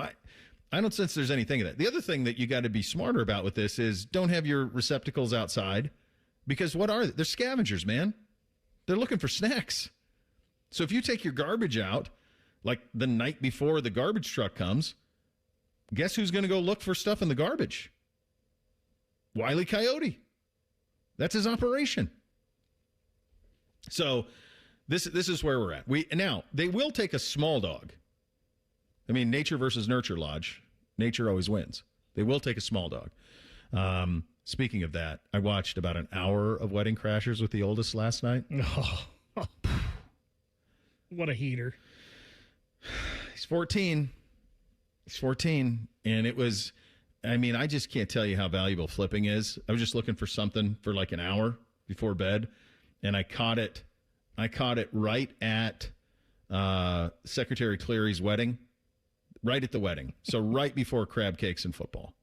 And there's only a little bit of nudity that I had, the awkward nudity that I kind of had to meander around with him just when. This was on a cable channel? It was on HBO. Okay, well, all right. Well, I mean, he's probably seen it. He's seen it at this watch. point. Well, remember, I did that with Let the Boy Watch What Is Consecrated. Yeah. Young Gabriel. I did walk out of the room for Under Siege, so he has seen it, so he knows he got an idea. So he goes, I've never seen this all the way through, and I said, well, I think this is the funniest movie that's ever been made. I really think it is, and I think the hour of it, from crab cakes and football to The Painting Was a Gift, is the best. It's about exactly an hour. Is about the best hour, funniest hour of movie that I've ever seen. The only down part is when they go do the walk on the beach. That's kind of the only one that's a little bit of a downer, but everything else is just heaters. The quail population, the whole thing. Like that, it's all of it. So he and I ended up watching like an hour of it. The only thing that was a little dicey that I had forgotten was there is a Vince Vaughn tied to the bed and Gloria. I had forgot a little bit about that. So that was the only time where I'm like, I'm going to go get a glass of water, enjoy this. But then when I came back down, it was Todd in there with Vince, which was incredible. Let's play tummy sticks. It holds up. It absolutely holds up. Every bit as great as you remember it to be, it holds up. And I do think, like, for that I think it's like the way people view Caddyshack. To me, that's how I view it. To me, it's that classic that it holds up in that way. We'll have some fun with Mr. Finebaum on you think it's chaotic here. Imagine the people at Alabama and Georgia complaining about what's been happening the last week. We'll get his view on that in the two national championship semifinals coming up in 2 minutes. Bishop and Friends right here on The Fan. It's the biggest sale of the year, the Right Rug Flooring Clearance Sale. Save on thousands of in-stock styles, including carpet starting at 35 cents a square foot. Luxury vinyl starts at 43 cents a square foot. Hardwood and laminate start at 99 cents. Prices are material only. Unbelievable deals on beautiful quality floors. Next day installation and 24-month special financing available with approved credit. Hurry, the Right Rug Flooring Clearance Sale ends January 25th. Right here, right now. Spectrum TV fixed TV and combined all your favorite sports streaming apps with live TV. 32, blue 32, hot. It's only more Hail Marys. It's only more bottom of the ninth magic. It's only more slow motion replays. It's only getting all the sports with over $100 worth of streaming apps like ESPN, Fox One, Tennis Channel, Peacock, and more, included with live TV at no extra cost. It's only the way TV should be. It's only everything. Learn more at SpectrumTV.com. Hey, it's Anthony, and of all the things you think about for a new year, the one thing that should be right at the top of your list is comfort and foot pain relief. I've told you my personally fit arch supports from the Good Feet store have made a massive difference in my life every day. Every time I leave the house, I feel supported, aligned, and I know my body is going to feel better. Not just my feet. My knees feel better. And of course, my lower back. They are so much different than just the over-the-counter insoles. My Good Feet arch supports are designed to balance and strengthen my feet, and I always feel like my feet are being guided into their ideal position. They're strong, supportive, and flexible. I will never wear a pair of shoes without them. When you go to the Good Feet store, you'll get a comprehensive foot analysis by their trained specialist. You'll get a digital foot scan that helps design your personal arch support system and, of course, any follow-up support you need. They have more than 3 decades of helping customers. Make an appointment right now online at goodfeet.com. Good Feet, good life. The Fan Guest Hotline is sponsored by Cosby Heating and Cooling and Bryant, doing whatever it takes to keep you and your home comfortable. The Fan. Let me introduce you to a man with a magnificent salt and pepper beard. A man who's currently roasting lamb on a spit. A man who runs the Rocky River Greek Festival. That man is Jake Trotter. And is not who we're talking about. We talked to Jake yesterday. I don't know if, Paul, have you ever roasted lamb on a spit or run the Rocky River Greek Festival? I plead not guilty. I haven't, no. Hey, man, what was more chaotic following Bama's loss to Indiana in such decisive fashion? The complaining about that loss and the shock of it, the reality of it, or everything that has happened down there with the Blue Bloods in the portal in terms of losing their players and not yet signing guys who are in the portal? Yeah. Listen, you're familiar with what we do. Mm-hmm. I hate to say I've never gone through anything like last Friday and Monday and Tuesday and Wednesday, but I haven't. The Alabama meltdown made me forget that Georgia lost and Ohio State lost. Yeah. Bo, I had people. Sorry, I'm out in the desert here and I feel like crap. I'm sorry, I had people who 3 weeks ago or 2.5 weeks ago after the Oklahoma-Alabama game say, we got the right guy, he's not going to Michigan, literally calling for his firing, the athletic director's firing, and begging Kai Simpson to leave. It is one of the most incredible turnarounds since we talked last week when I was in New Orleans that I have ever seen and experienced. This is the big disconnect that I'm dealing with up here because people up here are in a panic. Like, wait, how did we lose to Miami? We got 20 guys in the portal. Like, what's going on? And the reality is it feels like Ohio State and Alabama and Georgia and Texas and some of these blue blood programs are taking a very different approach to the portal than the nouveau riche is. And the nouveau riche is Indiana, and it's Texas Tech. And they have these massive boosters that are throwing money at things, and they have their portal situations figured out pretty quickly. And I think it's really difficult for fans to understand really what's going on here. Well, they do, and then some are miscommunicated to by media and people orchestrating the media by saying we didn't really want those guys anyway. That's not really true. An Alabama source is quoted in one of the publications today saying we lost 18 guys, probably 2 guys we really wanted to keep. You recruited those guys. You wanted those guys. It's your problem that you couldn't develop them or make them work. I'm not as concerned about Ohio State, and I'm not just saying that to patronize. Ohio State won the national championship 51 weeks ago. Georgia hasn't won one in 3 years. Alabama hasn't won one in 5 years. And I think there is a distinct difference. Before we get to the games that are taking place over the next couple of days, do you think that this will cause or is it causing in real time a rethinking of how to build a roster? And what I'm getting at here is Ohio State, Georgia, Bama have been the best recruiting teams over the last 15 years for Ohio State and Alabama, and for the last 5 for, if you put Georgia, they're better than that since Kirby's been there. At Georgia, they've been recruiting at a level that's just a little bit different than everybody else. I said multiple times on my show over the last week or so, I would not get into a bidding war with a 17-year-old anymore, Paul. I wouldn't. I don't think you need to. Indiana's recruiting class in 2025 is ranked 49th, and they're the favorite to win the national title. It's about portal. It's about proven players.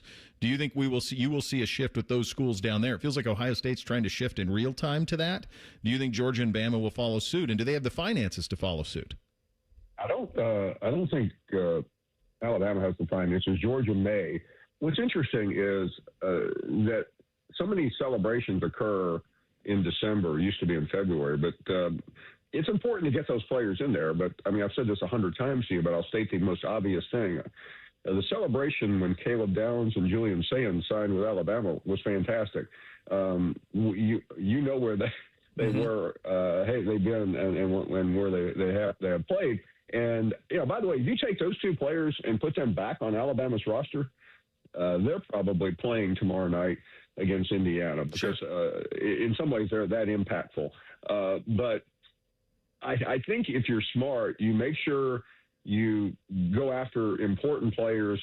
But what's happening right now is the most important. And not to defend Lane Kiffin, but that's why he's doing what he's doing versus coaching in Glendale tonight. Yeah, and I actually think, and I know it's easy to go at him, and a lot of people do, and he's ripe for it, and he invites a lot of it on himself. But these coaches, a couple of them still who are coaching for Ole Miss tonight against Miami, Paul, correct me if I'm wrong, they are being paid by LSU, correct?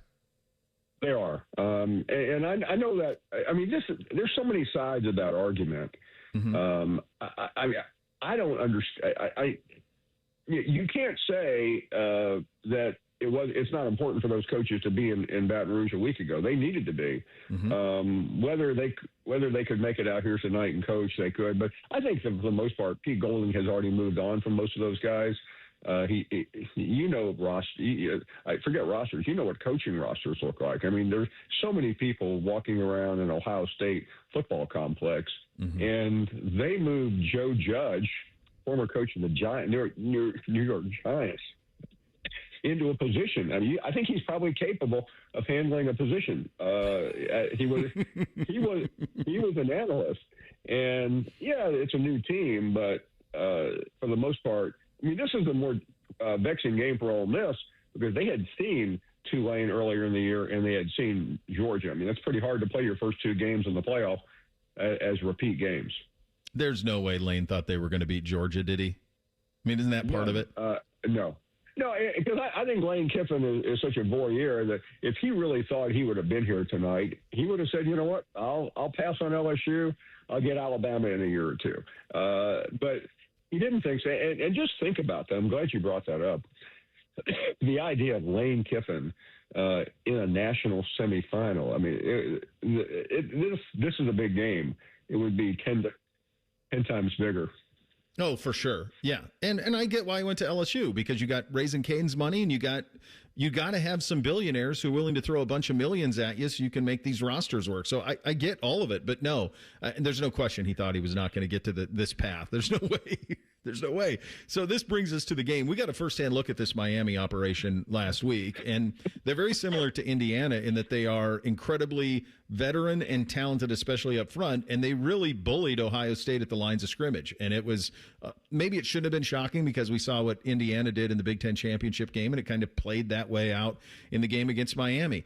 As you look at this breakdown tonight, the one thing I keep coming back to, though, that's different is Trinidad Chambliss, which is the craziest story ever, that a guy who played D2 football is somehow trying to get another year of eligibility, one of the most lucratively paid players next year, if that indeed does happen. And now, to me, it feels like he's the difference maker tonight because he's that one guy who he's not afraid to move around in the pocket and pick up yards with his feet.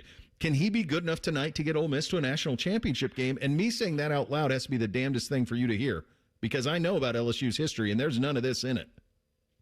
Yeah, I may be too much of a traditionalist not to think so, because, I mean, Bo, I still can't get over what I saw last Thursday night in New Orleans. Those three straight plays are as incredible as anything I've ever seen, and I just don't think it can be done again. And I realize how good Miami is, and certainly everyone listening in Ohio understands that. And I think they're still really good. And they've had a chance. I mean, by the way, I don't know if you can go to school on Trinidad Chambliss, but they have a better idea of what he's doing right now, because he did a lot of that during the season, but not against an elite team. He did it. He's up against I think the best defense he has seen all year. Yes, I would agree with that. As we go to the game on Friday night, you're going to get an all Big Ten affair, as strange as all of that sounds, as it's Indiana and Oregon. Yes, Indiana, the longest program in the history of our fine sport, is the favorite to win this thing. They obviously put it on Bama, and everybody saw that a week ago. And I just have to – I said this on our show here, Paul. some of it's on me too, because I just see that helmet and I can't take it seriously. I do now, and I have for about a month or so now. And to me, they're the most complete. They're veteran. They're all of these things, and everything Cignetti said that he would do, he's done. What do you make of that one on Friday? I agree. I mean, I sat there on national television last week picking Alabama to win, and Bo, I believed it to a point. I believed it only because I didn't trust Indiana. Mm-hmm. I do now. I mean, they proved that Alabama's not a bad team, and they eviscerated them. And I'm not saying that it will happen to that degree. And I'm also one, and you're closer to Oregon than I am, but I'd like to see Dan Lanning win a monster game. I've yet to see it. No, I mean, I think it's pretty crazy, but you're kind of in a situation, and Oregon's been the model for the nouveau riche over the last 25 years, where they're the establishment. Over the last quarter century, they've become the establishment of these four teams left. Like, they're the one that, look, well, this is kind of how we used to do it, is Oregon, selling uniforms and facilities. So, yeah, I think it's got all of those things. And it's just, I'll tell you this. When people would ask me when I came up here, they said, well, if we do this thing, like compare SEC programs to Big Ten, like, to me, Ole Miss was Indiana. Like, they're very similar in terms of the feel for them. Ole Miss has a little bit more football history. Obviously, Indiana's got the better basketball history, but very similar universities. The idea that those two teams could play for a national title, I can't even wrap my head around that, buddy. No, I can't either. And I mean, I like Miami. I like Indiana in this game, in these two games, but I just think we've seen so much, and I think it's good for the sport. I know one thing though, and I'll just tell your audience: there's a lot more on the line tonight from where I live than Ole Miss getting to the national championship game. You've already seen some rumblings, but if midnight tonight strikes and Miami's going to Miami, those of us who hold the SEC on our back are going to be in traction. Fact. Good talking to you. Thanks for battling through. Hope you start to feel better, buddy. We'll do it again soon. A pleasure. Thank you, Bo. There he goes. Paul Finebaum, the Paul Finebaum Show, ESPN, SEC Network, joining us on the Bryan Heating Cooling Systems Fan Guest Hotline. We'll get a little thing or not a thing up next. Bishop and Friends right here on the Fan. Eggland's Best. The only eggs with more fresh and delicious taste. Plus, superior nutrition. Eggland's Best. Better taste, better nutrition, better eggs.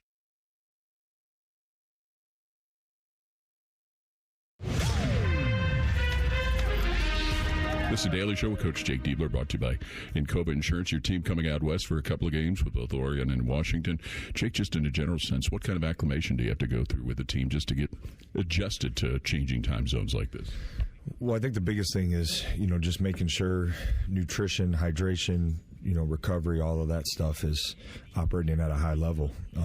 You're not going to get fully adjusted, right, in a short amount of time for the first game, but we'll be ready. I think this is, guys want to play in the NBA. This is what the NBA is like. So we lean on sports science a lot to make sure we're preparing our guys to be the best they can be. Hi, I'm Archie Griffin, two-time Heisman Trophy winner.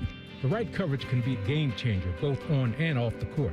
That's why Encova Insurance and their local independent agents are prepared for what's next and protect what matters most to you. Whether that's your home, car, business, or family, Encova's got your back with a policy that fits you perfectly. With local independent agents in your neighborhood and innovative insurance products that can be tailored to fit your unique needs, Encova's playbook is an easy win for your peace of mind. Basketball is full of challenging shots, and life can be too. With Encova, you don't have to do it alone. Your expert agent will guide you and provide insurance solutions so you can confidently manage your risk and count on a financially secure future. For auto, home, and business insurance, you want Encova on your team. Visit Encova.com today to find an agent near you. Encova is a proud sponsor of Ohio State Athletics. Go Bucks! At Ohio State, we are the never afraid to innovate teams, the agile, get it done teams, the achieve more together teams, and the improve people's lives teams. Together, we are the Ohio State University. Learn more about Ohio State at osu.edu/impact. Jake, as your team's in the midst of a long trip out here to both Oregon and Washington, can long trips like this be where teams can get closer? Yeah, I think so. I think, and this is a team that's already really close. but it's going to give us an opportunity to, sit down, talk through some things, kind of, make a couple tweaks and evaluate areas where we all can be just a little bit better, and then we got to go out and execute that. So we get some extended time together. We'll make the most of it. Is there time that involves just making an experience out of it all? Certainly. I think this is probably a part of the country where a lot of guys have never been, and want them to get out, walk around a little bit, and see what it's like. But this is very much a business trip, so we got to make sure that we are handling our business at the highest level. Yeah, this is the Ohio State Sports Network from Learfield. When it comes to all-wheel drive vehicles, nobody gives you more to choose from than Toyota, including the best-selling Camry and the best-selling RAV4. You've also got Toyota's 5 Brothers, which include the best-selling Tacoma and the legendary new 4Runner. All-wheel drive gives you the traction you need for confident driving on any road, in any weather. With 25 different all-wheel drive choices, there's only one thing you need to know. Nobody knows all-wheel drive better than Toyota. Let's go places. Everybody knows that Roosters is a fun, casual joint with their award-winning waitstaff, great food, fun, and laughter. It's a quick stop on the way home to sit back and unwind. It's a front row seat to the big game. Roosters is where you, your family, and friends can order pizzas, sandwiches, salads, and more. And the home of award-winning wings that are fresh, never frozen, and so big you won't believe it. It's your family's other dinner table. Roosters, a fun, casual joint, and the official wing sponsor of Ohio State Athletics. Now's the time to buy or renew your 2026 dog licenses. Not only are dog licenses required by law, but fees support the Franklin County Dog Shelter and Adoption Center. Buy or renew your dog licenses today at franklincountyauditor.com. No one plans to get into an accident, but when it happens, we strive in making life easier for you. This is Justin Hinderer. The Hinderer Motor Company Collision Center is ICAR certified and certified by many manufacturers to provide the best quality repair available. All of our repairs come with a lifetime warranty. We have our own 24/7 towing service so you never have to wait. Plus, we offer on-site rental cars for every lifestyle. At Hinderer Motor Company, we love what moves you. After my accident, people warned me to slow down. I said, I don't know how. Thanks to my VA care team, I haven't. At VA, we're using technology to help veterans recover faster and live their lives to the fullest. Learn more at vacareers.va.gov/PSA. Bishop and Friends is sponsored by Diamond Seller, your true jeweler for over 75 years. The Fan, Ohio sports destination. We'll read your emails on the air, but we won't tell you where to send them. Hey, we're not doing all the work for you. This is Bishop and Friends. All right, time for a little thing or not a thing on a Thursday. Hit it, fellas. Thing or not a thing. Sponsored by Billiards Plus. Find your next grill and everything you need for the master griller. Billiards Plus on Dublin Center Drive in Dublin. Well, you were talking with Paul Finebaum, Bo. The Miami Dolphins fired Mike McDaniel after 4 seasons in South Beach. So there are 8 coaching vacancies. 25%, if my math's right, of the league is looking for a head coach. Thing or not a thing? Yeah, I mean, kind of an obvious thing. So they had planned on keeping him, but they were interviewing general manager candidates. And the general manager, and I'm connecting dots. This isn't in any of the reporting, but that first part I said is in the reporting. Here's the connecting dots part. If you're a general manager and you're interviewing to be the general manager of the Miami Dolphins, don't you want to say on who the coach is? Yeah. So if there was a guy they really liked in the process, he's like, that's fine, but I want to bring in my own guy. Then that's how you keep running into the Mike McDaniel roadblock. So the question then becomes, and I'm sure they would want John Harbaugh. Like, John Harbaugh in this mix only adds to all of it.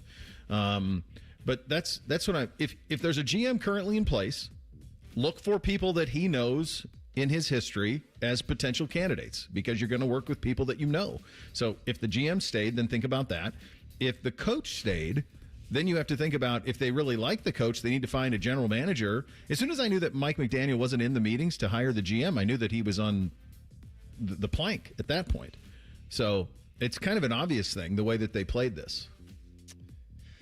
Yeah, it's a thing, because this is another guy, whether it be as a head coach or a coordinator, teams are going to go after right away. He's not going to be unemployed for too long. I think it's also a thing that 25% of the league is looking for a head coach. Now, some of those have not been Like, obviously, McDaniel was in Miami for a little while. Harbaugh, a long time in Baltimore. But some of this is just, there's no patience anymore for these guys. You got to turn it around right now, or you're going to go somewhere. You talk about John Harbaugh.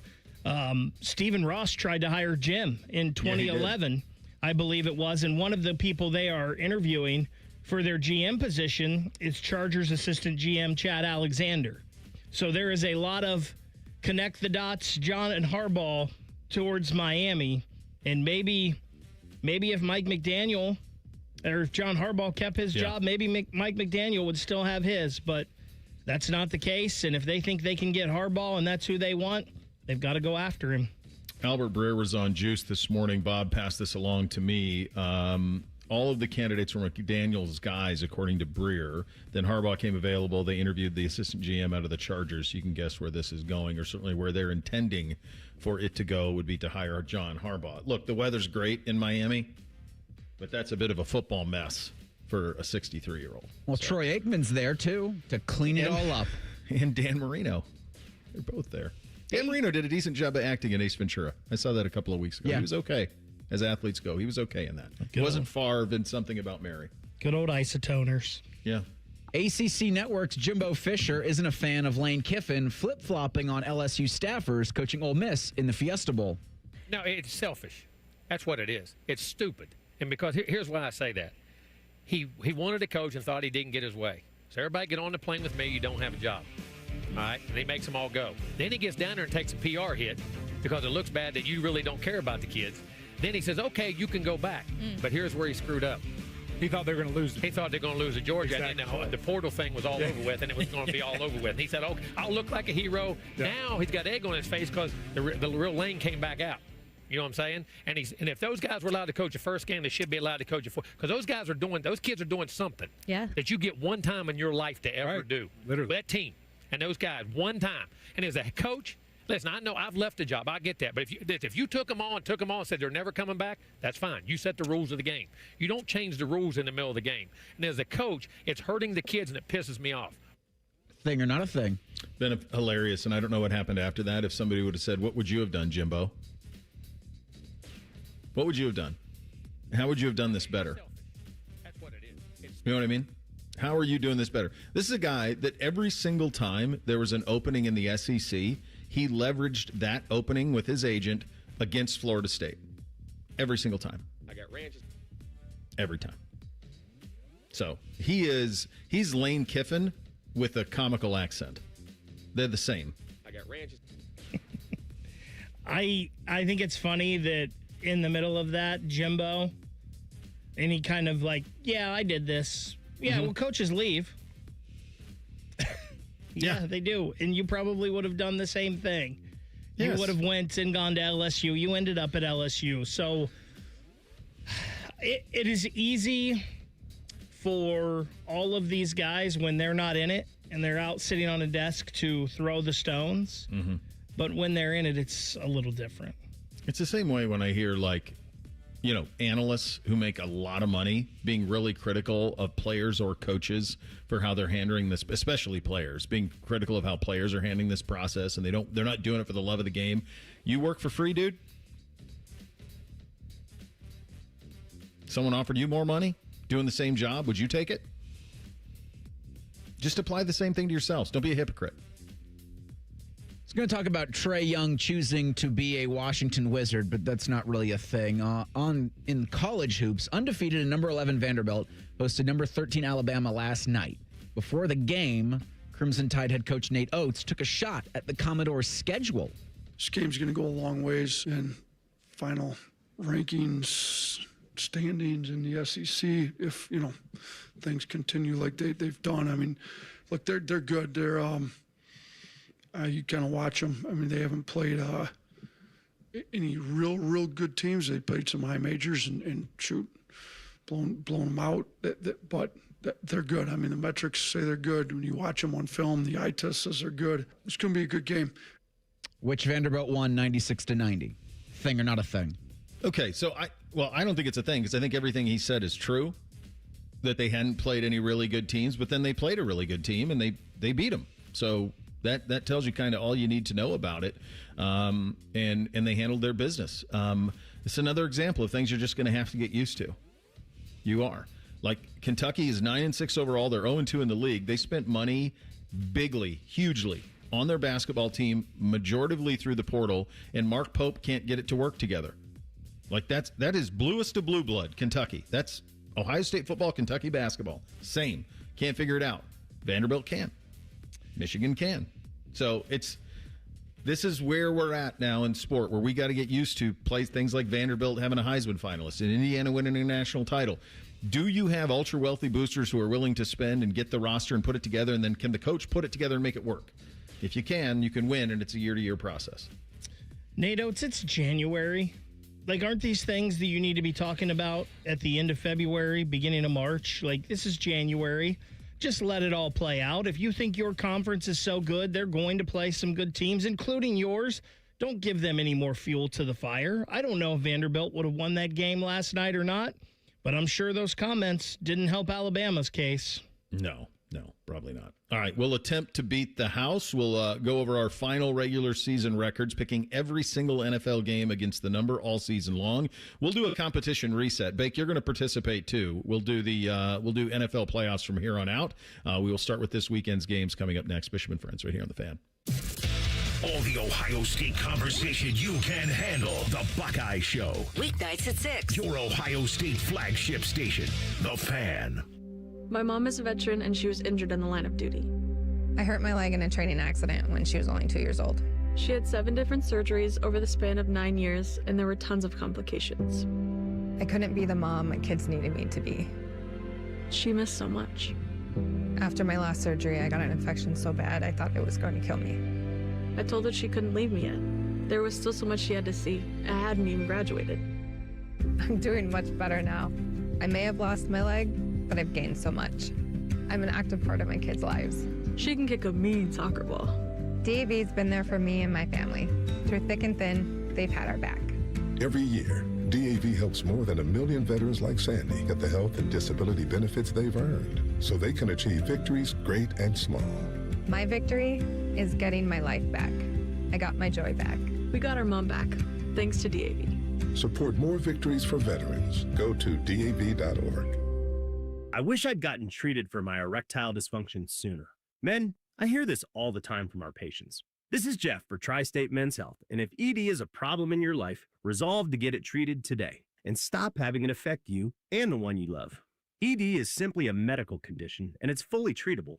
And at Tri-State Men's Health, we have treatments that are effective in well over 90% of cases, which means if you're like most guys, your ED will be a thing of the past. In fact, you could be having great sex within a day or two of your first appointment, and you'll likely find you're performing like you haven't in a long time. It's the new year. Resolve to get your ED treated and change your life. Call us at Tri-State Men's Health. Your initial visit is only $99 and includes blood work, a medical consult, and if medically advised, a test dose. And if that test dose doesn't work in the office, your visit is free. Call 800-900-9654 or go to tristatemenshealth.com. That's tristatemenshealth.com. We have 2 convenient locations in the area to serve you in Hilliard and Westerville. Hey, what's up? It's T-Bone. Winters can be brutal here in the Columbus area, and if you're cold in your home with the heat running constantly, it's probably your old, inefficient windows that are the problem. The good news is that Window Nation can help you get through this season because in the last 20 years, they've installed over 3 million energy-efficient windows nationally, and they're trusted by thousands of Columbus homeowners to keep their homes comfy and cozy year-round, while also saving them money on monthly utility bills. And right now, they're more affordable during the Window Nation Buy 4, Get 4 Windows free sale. It's a great time to replace all the windows in your home. Plus, you could get your windows with 0 down, 0 monthly payments, and 0 interest for 2 years. You'll be surprised by the dramatic difference new windows will make. Your home will be better protected against the weather, feel warm and dry, and you'll love the lower utility bills. The pros at Window Nation will guide you every step of the way. Don't wait to put an end to your window problems. Save big with Window Nation's Buy 4, Get 4 sale going on now. The sale ends soon, so visit windownation.com right now. Window Nation, a proud partner of Ohio State Athletics.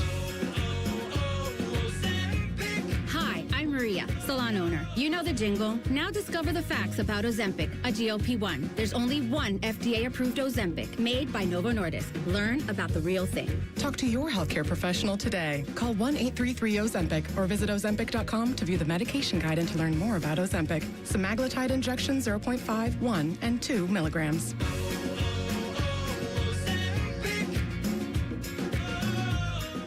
Wesley Financial Group is not a law firm. I'm Chuck McDowell, founder of Wesley Financial Group. Did you buy a timeshare because they told you it was a great investment? That's a lie.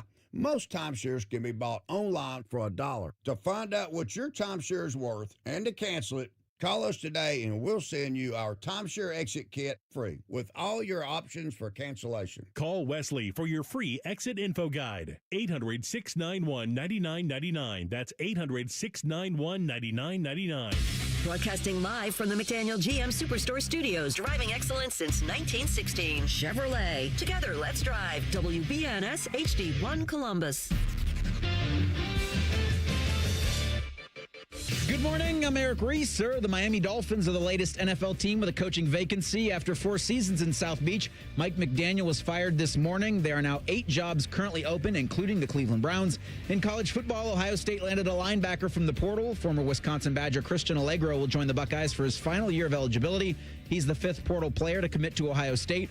Former UTSA wideout Devin McEwen committed on Wednesday. The portal closes next Friday. In college hoops, Ohio State begins a 2-game road trip tonight at Oregon. Tip-off is at 10:30. Hear it on the Fan with coverage at 9:30. Buckeyes are at Washington on Sunday. And in the NHL, the Blue Jackets will skate in Las Vegas tonight against the Golden Knights at 10 o'clock. Game 2 of a 4-game road trip. FanDuel Network's Jody Shelley. He'll join the program in about 30 minutes right here on the Fan, Ohio sports destination.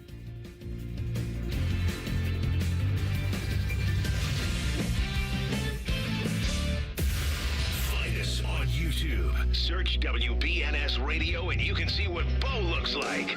But only if you subscribe. This is Bishop and Friends. All right, final hour here on a Thursday. A little bit of Shelley time coming up in 28 minutes from now. NFL coaching carousel got a little bit more crowded. We'll get into that coming up at 11:17. Time now to beat the house. Beat the house. All right, kids, we made it. How did we finish up, Fake? So through 18 weeks of the regular season, it was a pretty good year for you guys, Bo. You finished last week 7-9, so you wrap up the year 133 and 125. That is 8 games over 500. Reese, you did it a couple weeks ago. You clawed out. You got back to 500, and that's where you stayed. You went 8-8 last week. So that puts you with a record of 128 and 128 on the season. All in all, I think a respectable job out of you two. Reese, in terms of moments in your life of clutchness, where does that 13-3 week rank for you? It's up there. A couple weeks ago. Overall, I'm disappointed. I think I pulled a 2-12 in week 10. So you know you have ebbs and flows, right? In any season, I just think I just need the fans to be patient. We'll get it right. You were 60 games over last year, or something to that effect, picking every NFL game against the number. And we don't just pick our favorites. We pick every single game every single week to get back to 500, because you were well under for a lot of it, and you just kept battling. And I floundered down the stretch. There was a time when I was 20-some, 30 games over 500, and I really struggled down the stretch. So who knows what to make of it. New competition starts today. Bake, you're in. Okay. You are in. Tag, right, I'm in. Let's do it. Reese, you in the words of Ryan Day, you just kept swinging. Kept swinging. Yeah, and I think last year, it was great, but I took down that banner because that was last year. Like, Eric hadn't done anything until, 2025 Eric was his own man. You almost got a spit take out of me, a legit spit take. According to Dom, as soon as the Super Bowl was over, you took it down. The second. Yeah. Done. Put it up, took it down. Yeah, opening day, closing day, same day. That's it. Get rid of it. 2-sided tape, didn't even leave a mark. Nope. All right, guys, we kick this thing off on Saturday at 4:30. I don't know what Bo Bishop is going to do with this game. The Los Angeles Rams, 10.5-point favorites, heading cross-country to take on the greatest team in the history of the world, the Carolina Panthers. So gross. My beloved Rams. Why is this 10.5? We just saw this game a month ago. Carolina won. Stafford threw picks, including one in the end zone, and it's 10.5. 10.5? Somebody knows something. Rams, 28, Carolina 13. I think Los Angeles wins, but they just keep pounding until the end of the game. And I feel like with what happened in that game that you mentioned before, where you saw Stafford throw a bajillion picks, I think Carolina loses, but they cover with the back door. Bryce Young, he's knocking. It wouldn't take much. I mean, you could be up. Really, no. You could be up 38-20. You could be up 28-10. And all of a sudden, a touchdown, a 2-point conversion, and it's cover city. So, I mean, the logic plays that way. I just think somebody must know something. It's just so big. I understand your thinking there, Bo. But all year in football, whether it be the NFL or college, for the most part, teams going west to east have not done great. So for that reason, and it's double digits, I think the Rams win, but I like the Panthers to cover. All right, very good. Saturday night at 8 o'clock, it is an AFC North matchup in the wild card round. The Green Bay Packers heading to Chicago to take on the Bears. The Bears, the home dog, by 1.5. This is an Amazon joint. Give me Chicago. In my youth as a Bears fan, my middle brother Tuck was a Packers fan, and so I didn't choose wisely. Now, the only thing I had going for a lot of our youth was the Bears won the Super Bowl when we were very little in '85, and the Packers never did. But then the Packers won Super Bowls with Favre, and they were always better, and I had to deal with it for most of my life until I stopped being a Bears fan. One thing I know is the Green Bay Packers do not lose to the Chicago Bears, not when it matters. I just think something's off in Green Bay. There's all of these rumors about LaFleur could be on the way out. Ben Johnson's got that Chicago outfit believing. I'm with you. I like the Bears in an upset. They're 1.5-point home dogs. Give me the home team, and I'll take the 1.5. I'm just not there on the Bears yet. This has been a great year, and next year, maybe I would pick them.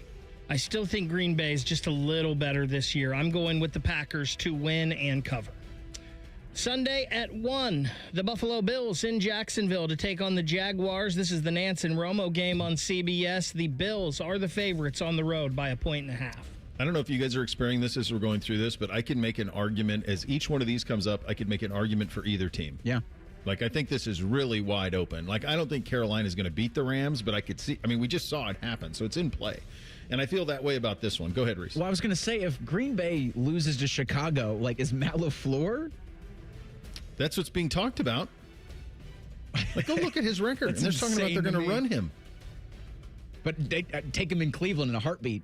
Yeah, take him a lot of places in a heartbeat. Really good coach.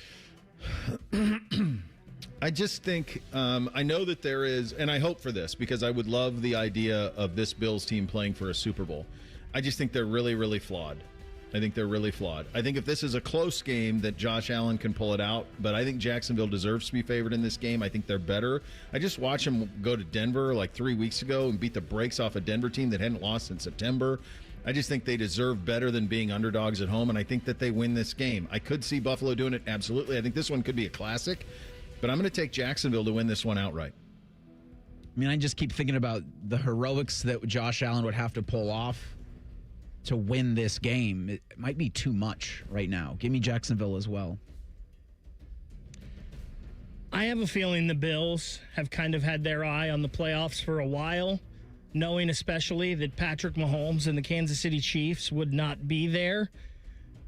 If Allen doesn't do it this year, I don't know when it's happening for him. Yeah. And maybe it doesn't happen, but they're not going out in the first round. Give me the Bills to win. Give me the Bills to cover. 4:30 Sunday afternoon, we've got the San Francisco 49ers heading across the country to Philadelphia to take on the Eagles. The Eagles are home favorites by 4.5 points, Reese. Yeah, San Francisco's getting healthy at the right time. I think Philadelphia wins, but I like it in a close game. So give me San Francisco plus the 4.5. Why is this one so big? Why was San Francisco home dogs last week against Seattle? Like, what are we missing here? Well, what we're missing is San Francisco has no pass rush. I want to say as a team, they only have like 20 sacks on the year as a team. In the postseason, That's a problem. So I was with the Niners last week. I'm off them this week. Give me Philly to win and cover. I know this will spit in the face of the west to east conversation that I like to have with these teams traveling. I've got to stick with the Niners. I think, especially getting 4.5 points, I actually think the Niners win this game, but they can definitely cover the 4.5. 8 o'clock Sunday night, the Los Angeles Chargers in Foxborough taking on the New England Patriots. The Patriots favorites at home by 3.5. This is New England and ram it. I think this one could get pretty ugly from the Patriots side of things. I think they really handle their business in this one. Yeah, no Chargers, no. I like the Patriots to cover as well. I mean, come on now. You already know. I'm going to make that 3 for 3. Patriots win by a touchdown. The final game is Monday night. The Houston Texans, 3-point favorites on the road in Pittsburgh, taking on the Steelers. There's no I don't know if I have any reasoning behind this, but Pittsburgh's just going to make it close. Like, I do think Houston wins, but I think it comes down to a field goal. So I think whatever you pick here, you get the push, because this just screams Boswell field goal to win it. Or Houston to miss a field goal, because inexplicably Aaron Rodgers has a great game. If you pick Pittsburgh here like Reese just did, then in a way you are believing in voodoo, because they're not good. But somehow they're 10-7. They always win. And you can't help but believe in the voodoo, because I think it kind of exists for them. Yeah. I think it's real. I think there is an inherent belief. And if they can muck this thing up with DK Metcalf back, as great as Houston, and Houston's defense is elite, and they are going to be a problem. This is going to be an ugly game. I think it's a really low-scoring game.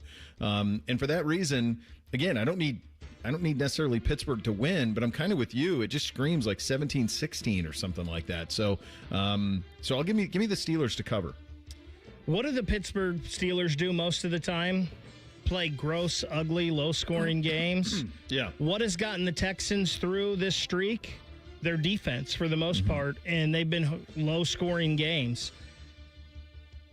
I think Pittsburgh wins, but regardless, 3 points. This game just screams last-second field goal by either team. So give me the Steelers in the points. Which of those picks you guys made are you most confident in? Which one are you least confident in? I'm most confident in the Panthers covering. Okay. I'm least confident in the Niners covering. Big? I think I'm most confident in the Patriots this week. I think the Patriots get it done, especially if this game was in L.A., maybe it's different. But L.A. heading cross country to Foxborough, I think that's a major difference. And least? I think the least for me is Carolina. Okay. I could see the Rams blowing them out. I have Rams and New England as my two most confident. My least confident is all of the ones that you would say with your head, and I feel equally about all of these. Green Bay, the Bills, and the Niners. History would tell you that those three teams will win those games, like they just would, or at least make them very, very close. 3-point games in the case of the Niners, but it's going to be a fun weekend. And if it goes the way I picked it, which it won't, because I haven't been good at this in a while, if it goes the way I picked it, it is going to be a wide open shootout from here on out in the NFL. And we might get that anyway. And perhaps that's why we now have 8 NFL coaching openings. We will go over the latest on all of that coming up next. Bishop and Fritz, right here on The Fan. All the 10 TV people come over to our side of the building to take a deuce. That should tell you something about how we operate. The Fan. Getting cold feet? Call Care Heating and Cooling and we'll fix your furnace fast. Call 1-800-COOLING. At Great Lakes Hyundai, the savings are so good. You know the savings are so good. You know the savings are so good. Great cars, great deals, Great Lakes Hyundai. The savings are so good. You know the savings are so good. You know the savings are so good. Great Lakes Hyundai of Dublin. You know the savings are so good. Great Lakes Hyundai of Columbus. Good. GLakesHyundai.com. Hi, I'm Connie Britton. I support Feeding America because they help provide over 6 billion meals to people in need each year. Learn more at feedingamerica.org. Feeding America, 200 food banks strong. Do you want free internet forever? Yeah, we thought so. That's why Spectrum is giving you just that. Free fiber-powered internet forever when you switch and get 4 mobile lines from Spectrum. No internet bills, no taxes, no late fees. Just fast fiber-powered internet. Call 833-901-0178 to find out how. But hurry, this deal won't last forever. Once more, 833-901-0178. Or visit spectrum.com/free forever to learn more. While serving in Vietnam, a grenade took my ability to see. Today, I'm a sculptor. Now, my fingers are my eyes. I'm Michael Naranjo. As a veteran, I know the challenges of life can be great. In my art, turning a lump of clay into something beautiful, that is worth doing. Life is like that. We each must use what we can to make things better. DAV helps veterans like Michael get the benefits they've earned. They help more than 1 million veterans every year in life-changing ways. Now, I show others how they can create something with their own hands. I know it can do a lot of good. With support from DAV, more veterans can shape their lives into a thing of beauty. My victory is bringing beauty into the world. Michael Naranjo, may your victories inspire many more. Support more victories for veterans. Go to DAV.org. Being diagnosed with leukemia, lymphoma, myeloma, or one of over 100 other types of blood cancer makes people want more time to do the things they love. That means more time to be artists, prom dates, world travelers, and moms. We are Blood Cancer United, the world's leading organization focused solely on blood cancer research, support, and advocacy. We do the most for more people with blood cancer, so people with blood cancer can do more of whatever they want. Blood Cancer United. Join us at bloodcancerunited.org. Have you ever thought about having a podiatric physician examine your feet? Doctors of Podiatric Medicine set broken bones, perform wound care, and remove bunions. Common health issues that they treat include ingrown or fungal nails, horns, warts, and skin problems like athlete's foot. Foot exams are easy and can prevent many foot problems. If you can't walk, work, or enjoy sports activities without pain, what are you waiting for? To find a podiatric physician who is a member of the Ohio Foot and Ankle Medical Association, visit associationsadvanceohio.com. Jake Diebler's Buckeyes hit the road for a Big Ten battle with Oregon. Live fan coverage starts Thursday night at 9:30 with the tip at 10:30. Every game, every season. Proud to be your flagship home of the Buckeyes, The Fan. They didn't have skim milk for your coffee, so I just got formaldehyde. Oh, isn't that stuff in floor cleaner? Pizza's here. Would you like cheese on that? Or how about a Crowley? Oh, no, that's in bug spray. Hi there, would you like to sample our new scent? Diethylene glycol. Isn't that the stuff in antifreeze? You wouldn't want to eat it, drink it, or even smell it, but that's exactly what's in your vapes. If you vape, quit. If you don't vape, don't start. For help, go to odh.ohio.gov/no vapes. A message from the Ohio Department of Health. We asked parents who adopted teens to share their journey. Nathan has taught me to embrace the moment. Age-wise, I'm in my late 60s. I'm old enough to be his grandfather. Will he be embarrassed to acknowledge me as his dad? I think the most important thing we can do is let them know that they're safe, that they're valued and cared for and loved, and that they're important. I knew I wanted to be adopted by him because of how he taught me to be the person who I am today. And it's coming from a dad that didn't expect to become a dad. And I feel very proud to be his son. I was what he needed, and he was what I needed. Every day is full of new opportunities. That's what it's been about, realizing the simple things that it takes to make such a huge difference in these kids' lives. Learn about adopting a teen from foster care at adoptuskids.org. Brought to you by Adopt US Kids, the U.S. Department of Health and Human Services, and the Ad Council. Fan weather. From the Logan AC and Heat Services Weather Center. Could see some patchy lingering fog today, otherwise mostly cloudy and mild with highs in the mid to upper 50s. For tonight, lows in the upper 40s to low 50s, gusty winds, and we'll see showers developing going toward daybreak on Friday. For Friday, we could see scattered showers and even isolated thunderstorms. It will be significantly warmer and breezy with highs in the mid to low 60s. For The Fan, I'm meteorologist Meredith Garfalo with the 10 Weather Impact Forecast. If you haven't thought about Buckeye football today, I'm sorry to tell you that you're dead. Our condolences. Your home of the Buckeyes, The Fan. Connect with the show on X at 971BFS. Jump in our YouTube chat or just send a raven. You're listening to Bishop and Friends. Well, We talked about this yesterday with the news of the John Harbaugh availability becoming official from the night before, and the reality was that there were going to be jobs that were not currently open becoming open. And one of the ones, I'm pretty sure we mentioned this by name, was Miami. I mean, I think the two we mentioned was Miami and Washington.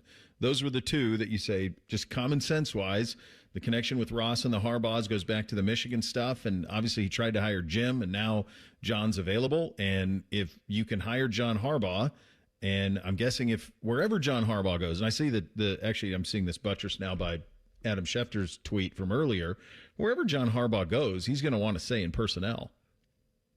Like it worked very well in Baltimore, but they very much had a system of Ozzie into DaCosta. That's general manager. That handles players, draft, free agency. Harbaugh, I'm sure, had say in all of those things, but he wasn't the final say. And I'm guessing he'd like a little bit more say. Any coach would. Any coach would. And that's how what happened down in Miami happened. They were interviewing GM candidates, and Albert Breer was on the Morning Juice with Bob and Thidoff this morning. And one of the things he talked about was what changed here was once Harbaugh became available, it changes kind of everything. So the reporting so far on Harbaugh is he needs to take a week to kind of sift through some things, and then he'll make a decision. I don't think Miami's a great job other than the weather. Like, if you take the weather, it's an iconic franchise for sure. But if you take the lifestyle out of it, is Miami that much better job than Arizona? And no, both of those are elite weather. It's tougher. I mean, Miami's right now the 11th pick in the draft. They've got the AFC East, so you're dealing with the Patriots, and you've got the Bills.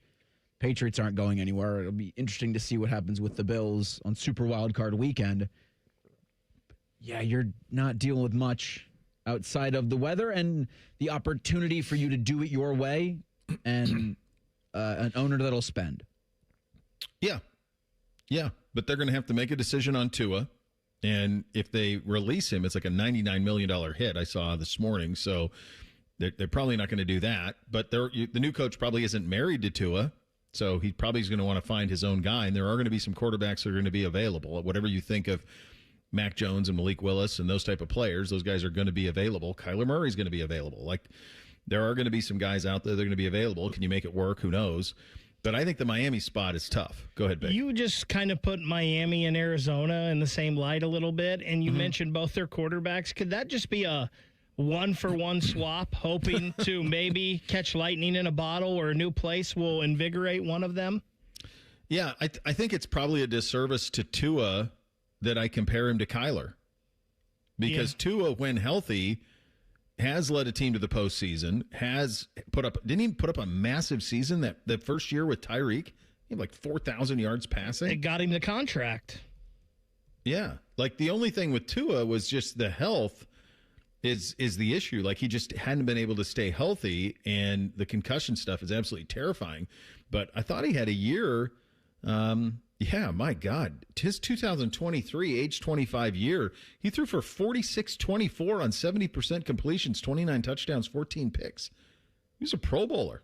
He was 9th in the MVP. He got MVP votes the year before when he threw for 35-48. So he's done it. Kyler's never had a year like that. But, you're taking on a lot with Tua when it comes to the health stuff. And I think for both of those guys, you got to be in a dome.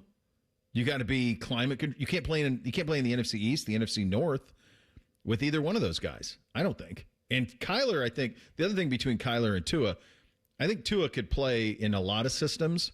I think Kyler, you have to build the system around him. And I don't know he's talented enough to validate that. And the thing for John, I mean, he was in Baltimore for 18 years. Yeah. So is he willing to do what I think it would take time to do in Miami, unless you think Quinn Ewers could be something immediately? Maybe. Because it felt like McDaniel was trying to make that be an idea for next season. Or if we can, Quinn Ewers can be a starter that can get us to or above 500 a little bit, then you can cook with a little bit more next season, the 2027 season. But yeah, here's the other thing.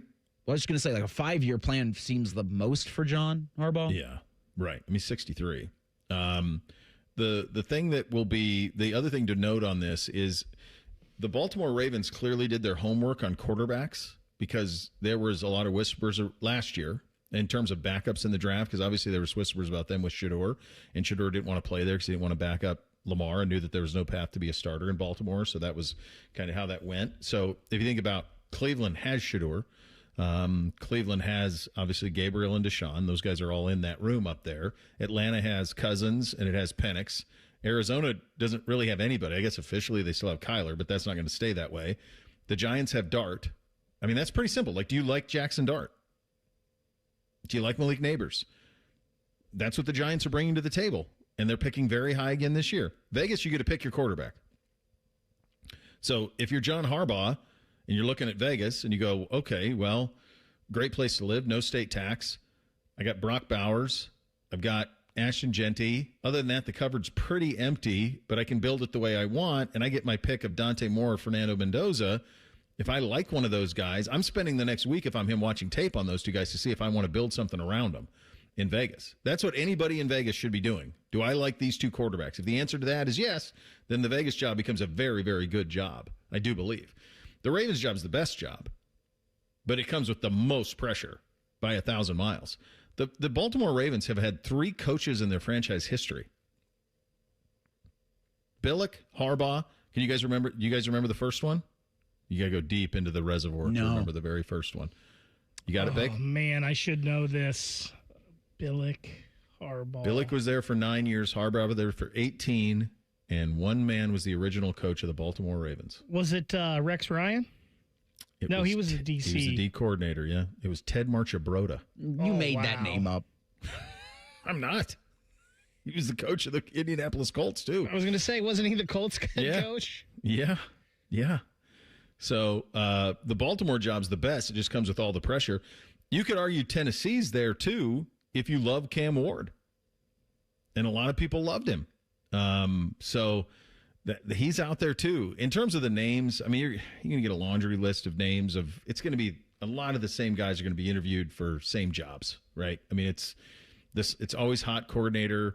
I do think the Ravens job is one where there might be somebody who ends up with that job that you haven't even considered. That might be one that pulls a college guy out of college, honestly. That job's that good. Question for Browns general manager Bo Bishop. When you say a hot coordinator, do you mean physically attractive or hot name? Because Cliff Kingsbury, I think, would meet the more physically attractive, less hot as in has done good at his job.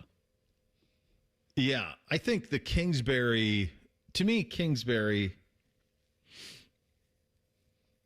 is a good-looking man. He very much is. We can agree on that. Like, to me, he's more like coordinator guy.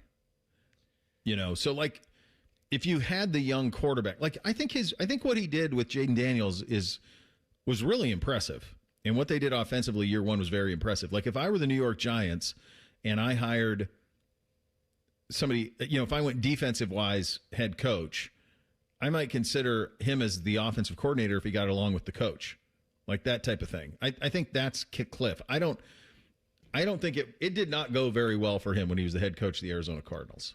So I don't know if he will be in a situation to be a head coach. But for example, and this isn't going to happen in Cleveland because if Jim Schwartz got elevated, they would just keep Tommy Rees as the offensive coordinator and they would just go that way. But if you had a situation like that where you hire a defensive guy and you have a young quarterback, Cliff's perfect for that. So that's the thing to watch for. Go ahead, Vic. I feel like Cliff Kingsbury is just Kevin Stefanski in a different pretty face, right? Like, I just think they're the same guy. Let's do a handsome off. Like, Mike McDaniel, I can't see that in Cleveland because why wouldn't you just keep Stefanski? Like, I feel like those guys are all the same. That's a little bit, that's probably too much, right? Because, like, not everybody who's a great offensive mind is Kyle Shanahan or Sean McVay or LaFleur. Like, there are guys who can, you have to think of it kind of in silos. There are schematic geniuses, and then there are follow me to freedom guys. The best are schematic guys who become follow me to freedom guys. So that's McVay, Shanahan. Maybe O'Connell gets there. Feels like LaFleur's there, although they don't seem to be satisfied with him. And then the follow me to freedom guys, that's the Tomlin, John Harbaugh, Dan Campbell. That's those guys. Vrabel's a follow me to freedom guy, but Vrabel also has the schematics. Dan Campbell also has the schematic stuff. So that's what you're trying to get to is the third one, which is all of it, right? And that just kind of, it's in the eye of the beholder of ownership in terms of what you're looking for on that side of things. We'll head to Vegas coming up next. Jackets in Las Vegas tonight against the Golden Knights. A little bit of Shelley time coming your way next. Bishop and Friends right here on The Fan. Enjoy more ways to save at Kroger, like low prices in every aisle. And you can clip and save more with digital coupons in the Kroger app. Plus, you can earn fuel points to save up to $1 per gallon at the pump. So it's always easy to save big. Kroger, fresh for everyone. Savings may vary by state. Fuel restrictions apply. See site for details. The more you buy, the more you save. Buy 5 or more participating items and save $1 each with your card. Philadelphia cream cheese, Progresso soup, and more. Kroger, fresh for everyone. Hey there, Jane Lynch here. You want to hear something funny? Too bad. You want to hear something uplifting that will inspire you? Good. Because today, I want to talk to you about Direct Relief, a humanitarian organization that does seriously good work when it counts. Fires, hurricanes, earthquakes. When disaster strikes, Direct Relief immediately shows up with medicines, medical supplies, and everything doctors and nurses need to save lives. Let's ship her out! Every day across the United States and around the world, they're making an enormous difference. If someone needs help, Direct Relief helps. No politics, no red tape. Hey, what you doing over there? Oh, I'm packing insulin for kids with diabetes. See, every box here is literally a lifeline for someone in critical need. So check them out at directrelief.org. You might just bring a smile to someone's face. Your child is sick. With those 4 words, the innocence and joy of childhood disappears. But Starlight has taught us 4 other words that make all the difference. The power of play. Happy kids heal faster. That's why Starlight Children's Foundation delivers happiness through gaming, toy deliveries, and more to hospitals across the country. Learn more at starlight.org. Bishop and Friends is sponsored by Diamond Seller, your true jeweler for over 75 years. The Fan, Ohio sports destination. The Gloves. Shelley time. Indeed it is, and we head to fabulous Las Vegas, Nevada for this one, for a little bit of Shelley time on the Bryant Heating Cooling Systems Fan Guest Hotline. You and I have not spoken since New Year's. Happy New Year, buddy. Did you have a nice little holiday break there? Yeah, I think so. Yeah, I did. It was a nice New Year's, a little relaxing night after a game, and then right back at it. How about you? Yeah, not bad. We did okay. The result of the Buckeye game was a tough one to swallow on New Year's Eve, so that kind of wrecks your night a little bit. Yeah. But other than that, it was fine. I did not get to midnight. I didn't make it again. Wow. I can't get there. I'm too damn tired, man. Getting up too early. It's killing me. Yeah, you are. I get that. Yeah. Hey, I'm curious when NHL, because you hear about this in other sports all the time, and I'm sure it happens in the NHL too. When NFL teams, for example, go to South Florida, there's a Miami hangover that comes with it. Is that true in hockey as well? And you're in a place that has more distractions than you can shake a stick at. How do teams combat all that Vegas has to offer? And how much does that help? It helps that Vegas has always been very, very good too, of course. But how much does the distraction of the city help the Golden Knights? You know, it's funny. I had this conversation with Bob McElligott yesterday because, you know, when they first got the team, I think everyone thought they were going to go. They weren't going to lose a game at home because of that. Exactly. Teams coming to Vegas and friends and family, and there's all kinds of distractions and that. But now I think this is a place where the environment is so fun during a game. I think the players look forward to kind of spoiling the party here during the game. And I think that there's other stops with a lot of distractions. I don't think it's a big advantage at all. I really don't. I think that guys are so dialed in and focused, and I think maybe you go back 20 years, it might have been a bigger problem because there was a lot more, social activities around the traveling, the road trips when I was playing, and I could see it being like, being in the locker room and looking across at the guy who maybe stayed a little too late the night before the game and be like, okay, we got to pull up our socks for him. But no, I don't think that's happening now. I mean, these young kids, they know what's at stake with contracts and wins and losses. So I think they're pretty dialed in. For those of us who have not been to a game in Las Vegas, and you said the circus that comes with it, what do they do that's different than everywhere else? Well, I think the volume is about 10 decibels higher on everything they do. The sound system, everything's loud and big and flashy. I mean, starting in warm-up, it's incredible. I can put a water bottle, when I'm between the benches here, I can put a water bottle on the ledge of the bench, and it'll stay on there for maybe 4 seconds because the vibration of the bass in the building is just thumping. Wow. So you feel like you're, as a player, I would imagine you feel like you're.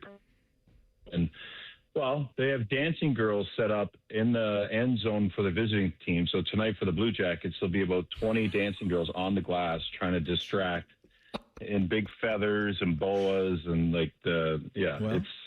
that's where it starts. So, I mean, you're in Vegas when you're inside the building.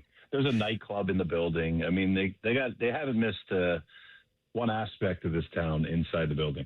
I got to talk to management here about the distracting dancing girls for me while I do the show. Like, I mean, who gets hurt there? Nobody gets hurt there, Jodes. Hey, that's a warm up. That's right. That's beautiful.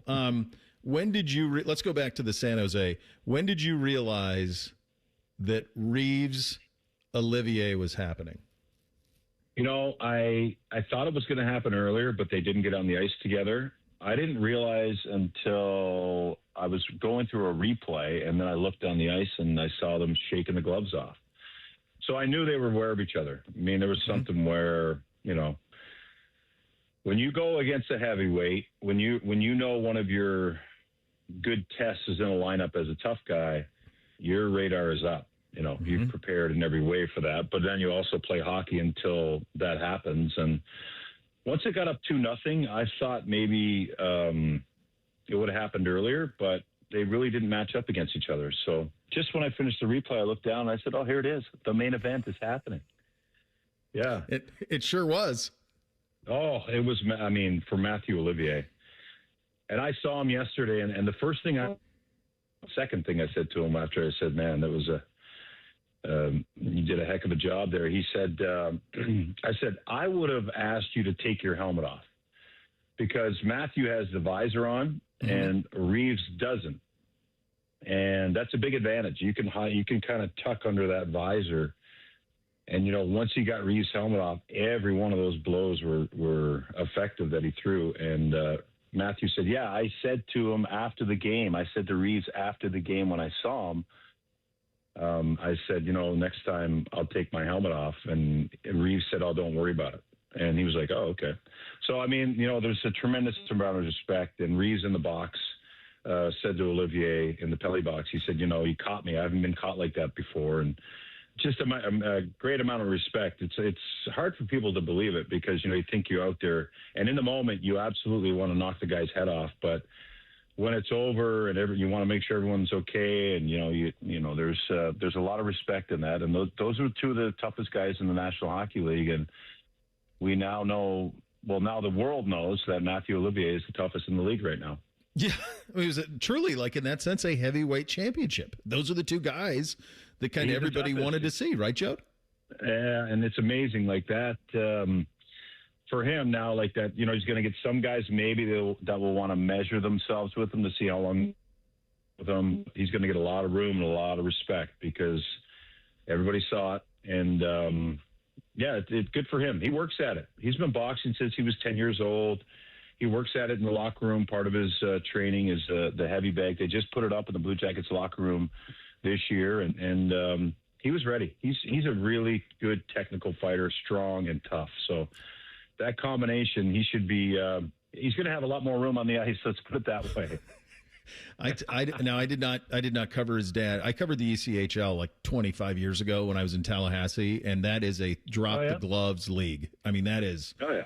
It was haymakers left and right. And so he grew up. So when you tell me that he's been, learning how to box since he was 10, of course, that's the path, man. Like That's incredible. Yeah, That's his dad was a pretty physical player too when he played in the Coast. So yeah, it's great. Every team would love to have Matthew Olivier, and they were so smart to lock him up last year long term. And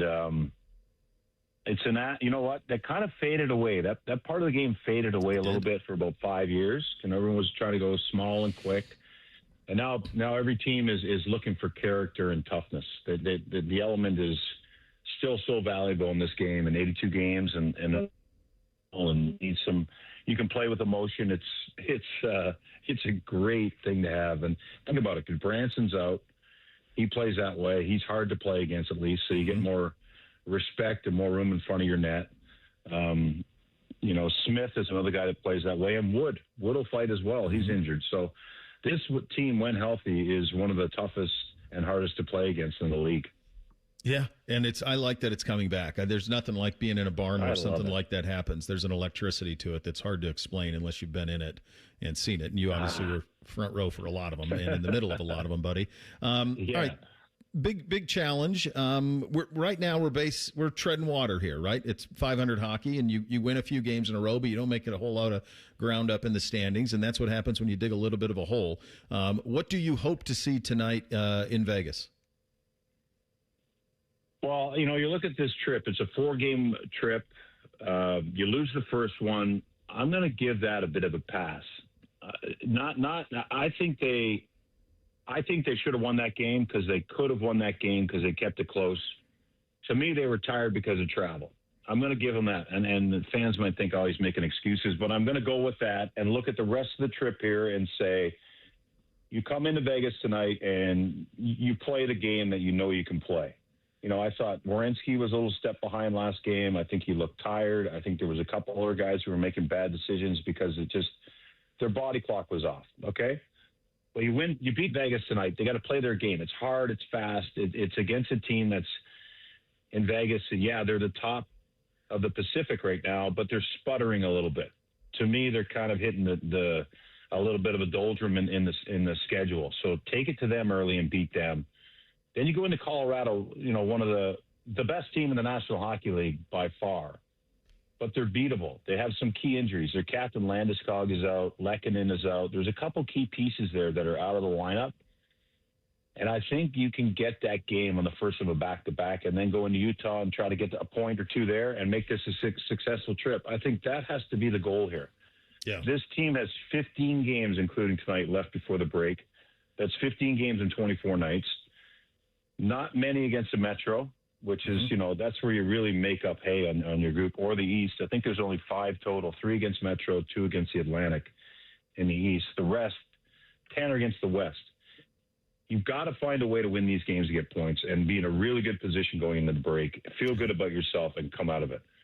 That's where it's at. This is a make and break point for every team right now that's in this spot in the National Hockey League, because what do GMs do out of the break? Do you add? Mm-hmm. You tinker? You want to know exactly what you are. And with injuries and a team that's not really playing consistent hockey, you're unsure. And for me, it's goaltending as well. Jack Reeves, what's this, his 7th, 8th start in a row if he starts tonight? I mean, it's almost like they can't put Elvis in, or they believe in Jet that much more that they're not going to put him in the net. So this is on Jet. So that's something else they have to figure out. So there's a lot of question marks right now, but I think this road trip, it's going to be hard. It's going to be a battle, but this is where games like you let get away in San Jose, you have to make up for it somewhere. And I think the rest of the trip has got to be very, very, they have to surprise some teams here and take 5 of the next 6 points. Couldn't agree more. Yeah, it's time. It's time to make that run and try to be in the mix by the time you get to that break. Well said, sir, as always. Enjoy Sin City, and we'll do it again soon. Thanks for your time, buddy. All right. Thanks, Bo. Heading to Denver tonight. So you'll get a day there tomorrow. So that's always, I like that better than Vegas. I'll tell you that. Rocky Mountains, baby. They're a whole lot rockier than people think. Can't wait to see them. All right. There he goes. A little bit of Shelley time for you on the Bryant Heating and Cooling Systems Fan Guest Hotline. We get you 3 things coming up next. Bishop and Friends right here on the Fan. Winners of the prestigious Platinum Microphone Award every year, given to the best radio station in the world. No need to look it up. It's real. The Fan. Hair Volume from New Nordic will make your hair look thick and healthy. Hair Volume is available online at Amazon and NewNordicUSA.com or in the hair care aisle at your local CVS. Hey everybody, it's Berm here. I started Awaken 180 a little before the new year and I'm already down 20 pounds. Just 3 weeks. You can still hit that by the end of January with results like mine. Don't wait another week. Awaken180weightloss.com. Playoffs? Yeah, we're watching the playoffs at the Sportsbook at Hollywood Casino Columbus. Join me, Scotty Vegas, and Dave Biddle from On the Money Saturday, January 17th, starting at 4:30. The inflatable football toss will be out to show off your arm and win prizes. Watch and bet on the playoff games at the Sportsbook at Hollywood Casino Columbus, where Michigan fans get pie in their face, and you won't find better value than the steak dinner. Must be 21. Gambling problem? Call 1-800-589-9966. Hey, Max, you look absolutely dashing in that purple tie. Ready to harness the world? You bet, Daisy. I'm ready as I'll ever be. And might I say, your purple tie really pops with your vest. Thanks. I almost went with a cape, but didn't want to come across as pretentious. Nonsense. Anyone in our line of work should rock a cape. You might be onto something, Max. Phew, so here we go. First day on the job. We've got this, right? Right. Don't forget, we both graduated from Dogs Inc. with honors. Which means I can guide my human around a busy city with ease. And I can give my human a restful night. I hope my human is kind and loving. And I hope mine likes wet kisses and zoomies. Ready to make a difference? Born ready. Let's go. Discover how extraordinary dogs like Daisy and Max change lives at no cost to the recipients. Visit dogsinc.org. We asked parents who adopted teens to share their journey. Nathan has taught me to embrace the moment. Age-wise, I'm in my late 60s. I'm old enough to be his grandfather. Will he be embarrassed to acknowledge me as his dad? I think the most important thing we can do is let them know that they're safe, that they're valued and cared for and loved, and that they're important. I knew I wanted to be adopted by him because of how he taught me to be the person who I am today. And it's coming from a dad that didn't expect to become a dad. And I feel very proud to be his son. That was what he needed, and he was what I needed. Every day is full of new opportunities. That's what it's been about, realizing the simple things that it takes to make such a huge difference in these kids' lives. Learn about adopting a teen from foster care at adoptuskids.org. Brought to you by Adopt US Kids, the U.S. Department of Health and Human Services, and the Ad Council. Hi, I'm Connie Britton. I support Feeding America because they help provide over 6 billion meals to people in need each year. Learn more at feedingamerica.org. Feeding America. 200 food banks strong. Hey, what's up? It's T-Bone. One of the great annoyances in life, at least for me, is the check engine light, right? You get in your car, you see the check engine light, and you go, I got to take care of that. I don't know what it is. So you let it sit there forever. It bugs you, and eventually a bigger problem happens. Well, every day in your house, your check engine light might be on, but it's not your engine. It's your windows, because you sit down on your couch, you feel the cold, drafty air coming in through your windows, and you go, I got to do something about these windows. But just like the check engine light, I'm afraid of how much it's going to cost, and I don't know where to go. I can't help you with your check engine light, but I can help you with your windows. Window Nation's Buy 4, Get 4 Windows free sale is going on now. Stop wasting money by letting the warm air in your house escape through your cold, drafty windows. You're spending more on your heating bills when you don't have to. Window Nation's Buy 4, Get 4 Windows free sale is the perfect time to address this problem. Plus, 0 down, 0 monthly payments, and 0 interest for 2 years. That could be yours as well. Schedule an estimate today. WindowNation.com. Join our resident gambling degenerates, Dave Biddle and Scotty Vegas for On the Money. Sunday mornings at 9. Presented by the Sportsbook at Hollywood Casino Columbus. All the action, none of the responsibility. The Fan. While serving in Vietnam, a grenade took my ability to see. Today, I'm a sculptor. Now, my fingers are my eyes. I'm Michael Naranjo. As a veteran, I know the challenges of life can be great. In my art, turning a lump of clay into something beautiful, that is worth doing. Life is like that. We each must use what we can to make things better. DAV helps veterans like Michael get the benefits they've earned. They help more than 1 million veterans every year in life-changing ways. Now, I show others how they can create something with their own hands. I know it can do a lot of good. With support from DAV, more veterans can shape their lives into a thing of beauty. My victory is bringing beauty into the world. Michael Naranjo, may your victories inspire many more. Support more victories for veterans. Go to DAV.org. The Fan Guest Hotline is sponsored by Cosby Heating and Cooling and Bryant, doing whatever it takes to keep you and your home comfortable. The Fan. 10 feet tall and bulletproof isn't just a saying, it's a way of life. You're listening to Bishop and Friends. All right, Reese, what do we have on the poll today? Daily Fan Poll asks, who do you think wins tonight's Fiesta Bowl? Ole Miss, Miami. 60% say Miami. I'm probably with the 60%. I am too. Where are you, Big? I think I'm leaning Ole Miss. Gotta be something. Be something if they did. They got both.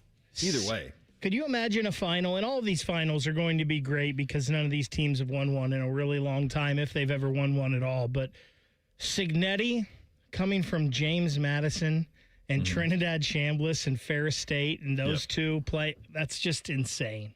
It is. Yeah, it really is. All right, time for three things on a Thursday. Hit it, fellas. 1, 2, 3 things. All right, number one for me, my wife has this habit of just wrecking movies that her and I have seen, and the boy has not. So, like 2 months ago, and spoiler alert, if you haven't seen The Untouchables, mute your radio for the next 12 seconds. We're like 3/4 of the way through it, and we're coming up to this massive scene with Sean Connery's character, and NBC's never seen the show, never seen the movie, and she goes, isn't this where he dies? And I go, well, honey. No way. Yes, you've seen the movie. This is where he dies. He hasn't seen it. So last night we're watching Wedding Crashers, and she bailed after about 15 minutes. But NBC's like, why does he have such a problem with her, with Gloria, in the beginning? Like, why does he want to be away from her so much? And she goes, well, he marries her in the end. I go, well, honey, he doesn't know that. He hadn't seen that. She did the same thing with The Hunt for Red October. We were watching that the other night. Isn't this where he gets shot? Yes. Yes. This is where, let's just not talk during the rewatching of movies. That's the best way to do it. Just lock it up. No, you lock it up. She asked me last night, is that where you got that? Yes, that's right. First thing for me, I noticed I don't ever touch the TVs in here other than to turn them off turn them on when they turn off because they have a timer. One of the televisions in the studio was set to CBS, which right now has Price is Right, which is a fun show to watch. Mm-hmm. They're going to be bringing a Yellowstone spinoff to CBS on March 1st called Marshals. Mm-hmm. Now, it was initially called Why Marshals. Mm-hmm. And it was going to be the spinoff with Casey Dutton and his kid, who's going to be an adult kid, being marshals. Yeah. And since maybe a week ago, they've taken the Y off of it. And the Hollywood Reporter says because CBS is mad that Taylor Sheridan's going to NBC Universal, they're trying to remove the Yellowstone from it. And it's like, well, wait a minute. The main character, the whole spinoff thing, like just because you took a letter off of it doesn't mean it's not Yellowstone. And also, did anybody ask for this? No, and furthermore, like in a classic Taylor Sheridan, all of his shows fall apart as long as the further that they're on the air, as great as they are in the beginning. Latest example of that, like Casey's whole thing was in Yellowstone was about sticking with his wife. Now he's single. Like, oh, is that what's going on? Did she leave him? I have no idea. Oh, I mean, it hasn't started yet, but she's not on the show. Oh, and that was a pretty central part of the first 4 seasons of Yellowstone. First thing for me, and I know most people are going to be locked into the college football playoff, and maybe you would say this regardless, watching these two teams, this is a brutal night for Columbus sports fans. Mm-hmm. The Blue Jackets don't drop puck till 10. The Buckeye basketball team doesn't tip till 10:30. I mean, what do we do? Save money by sending them both out there on the same airplane? Crazy. For this trip? I'm pretty sure that didn't happen. I don't think Ohio State and the Blue Jackets are working that hand in hand yet. I know they're two different leagues and they don't want to this is brutal tonight. It is. Yeah. And then you watch the game you're supposed to be playing in. So not good on that side of it either. Number 2 for me, I appreciate the warm-up that we're in the middle of right now. I like it. It's nice. A little bit of a warm-up in between. We dealt with 60 days of 20 degrees or so it felt with one respite around the holiday. Now we get a couple of days of warm. Good. I'll take it. Give me all of it right now. I'm not one of those guys who says, don't give me this when I got more bad to look forward to. I appreciate any good days I can get. Speaking of warm weather, we're pretty sure it's going to be warm in Columbus on Wednesday, May 20th, but isn't that when it just gets warm and rainy? Bruno Mars is coming to Ohio Stadium as part of his The Romantic Tour. Okay. And I understand Ohio Stadium wanting to host as many events as humanly possible, but Bruno Mars? Like, I know AC/DC, like, that'll be big because it's like their final tour, but sure. I don't know the last thing Bruno Mars has done. And yeah, Wednesday, May 20th for that show. That's a big I bet risk. Bruno packs it. Really? I bet it's full. Okay. I bet And I bet he puts on a hell of a show. He did a Super Bowl halftime. Being old. Yeah. He's like the modern day Michael Jackson. I feel like if it's as close to anyone that's I think Bruno. he does. I bet he does but I just worry about the weather too. Bo, I don't know if you've heard what's going on in Worthington right now, but it might be the answer to your neighbor's coyote problems. Give it to me. The deer population in Worthington is so bad right now, and it is just like you'll be in a yard and deer are just walking all over the place. Yep. They're bringing in sharpshooters. Yeah. To take out some of the deer. And if nothing else, I can't wait to see what the group chat says about that. So this may be your answer, Bo. Maybe you want to talk to Worthington and have them send the guys up a little north. I don't need anybody taking out coyotes with guns. They're relatively harmless. I'm a fan of the coyote, but the deer thing, yeah. I mean, I've heard of that. There's other communities that have done that as well. We don't have time for 3 today. We are back tomorrow. Rothman and Ice coming up next. Bishop and Friends right here on the Fan. The Big 9 was a sad, incomplete place. Enter Ohio State.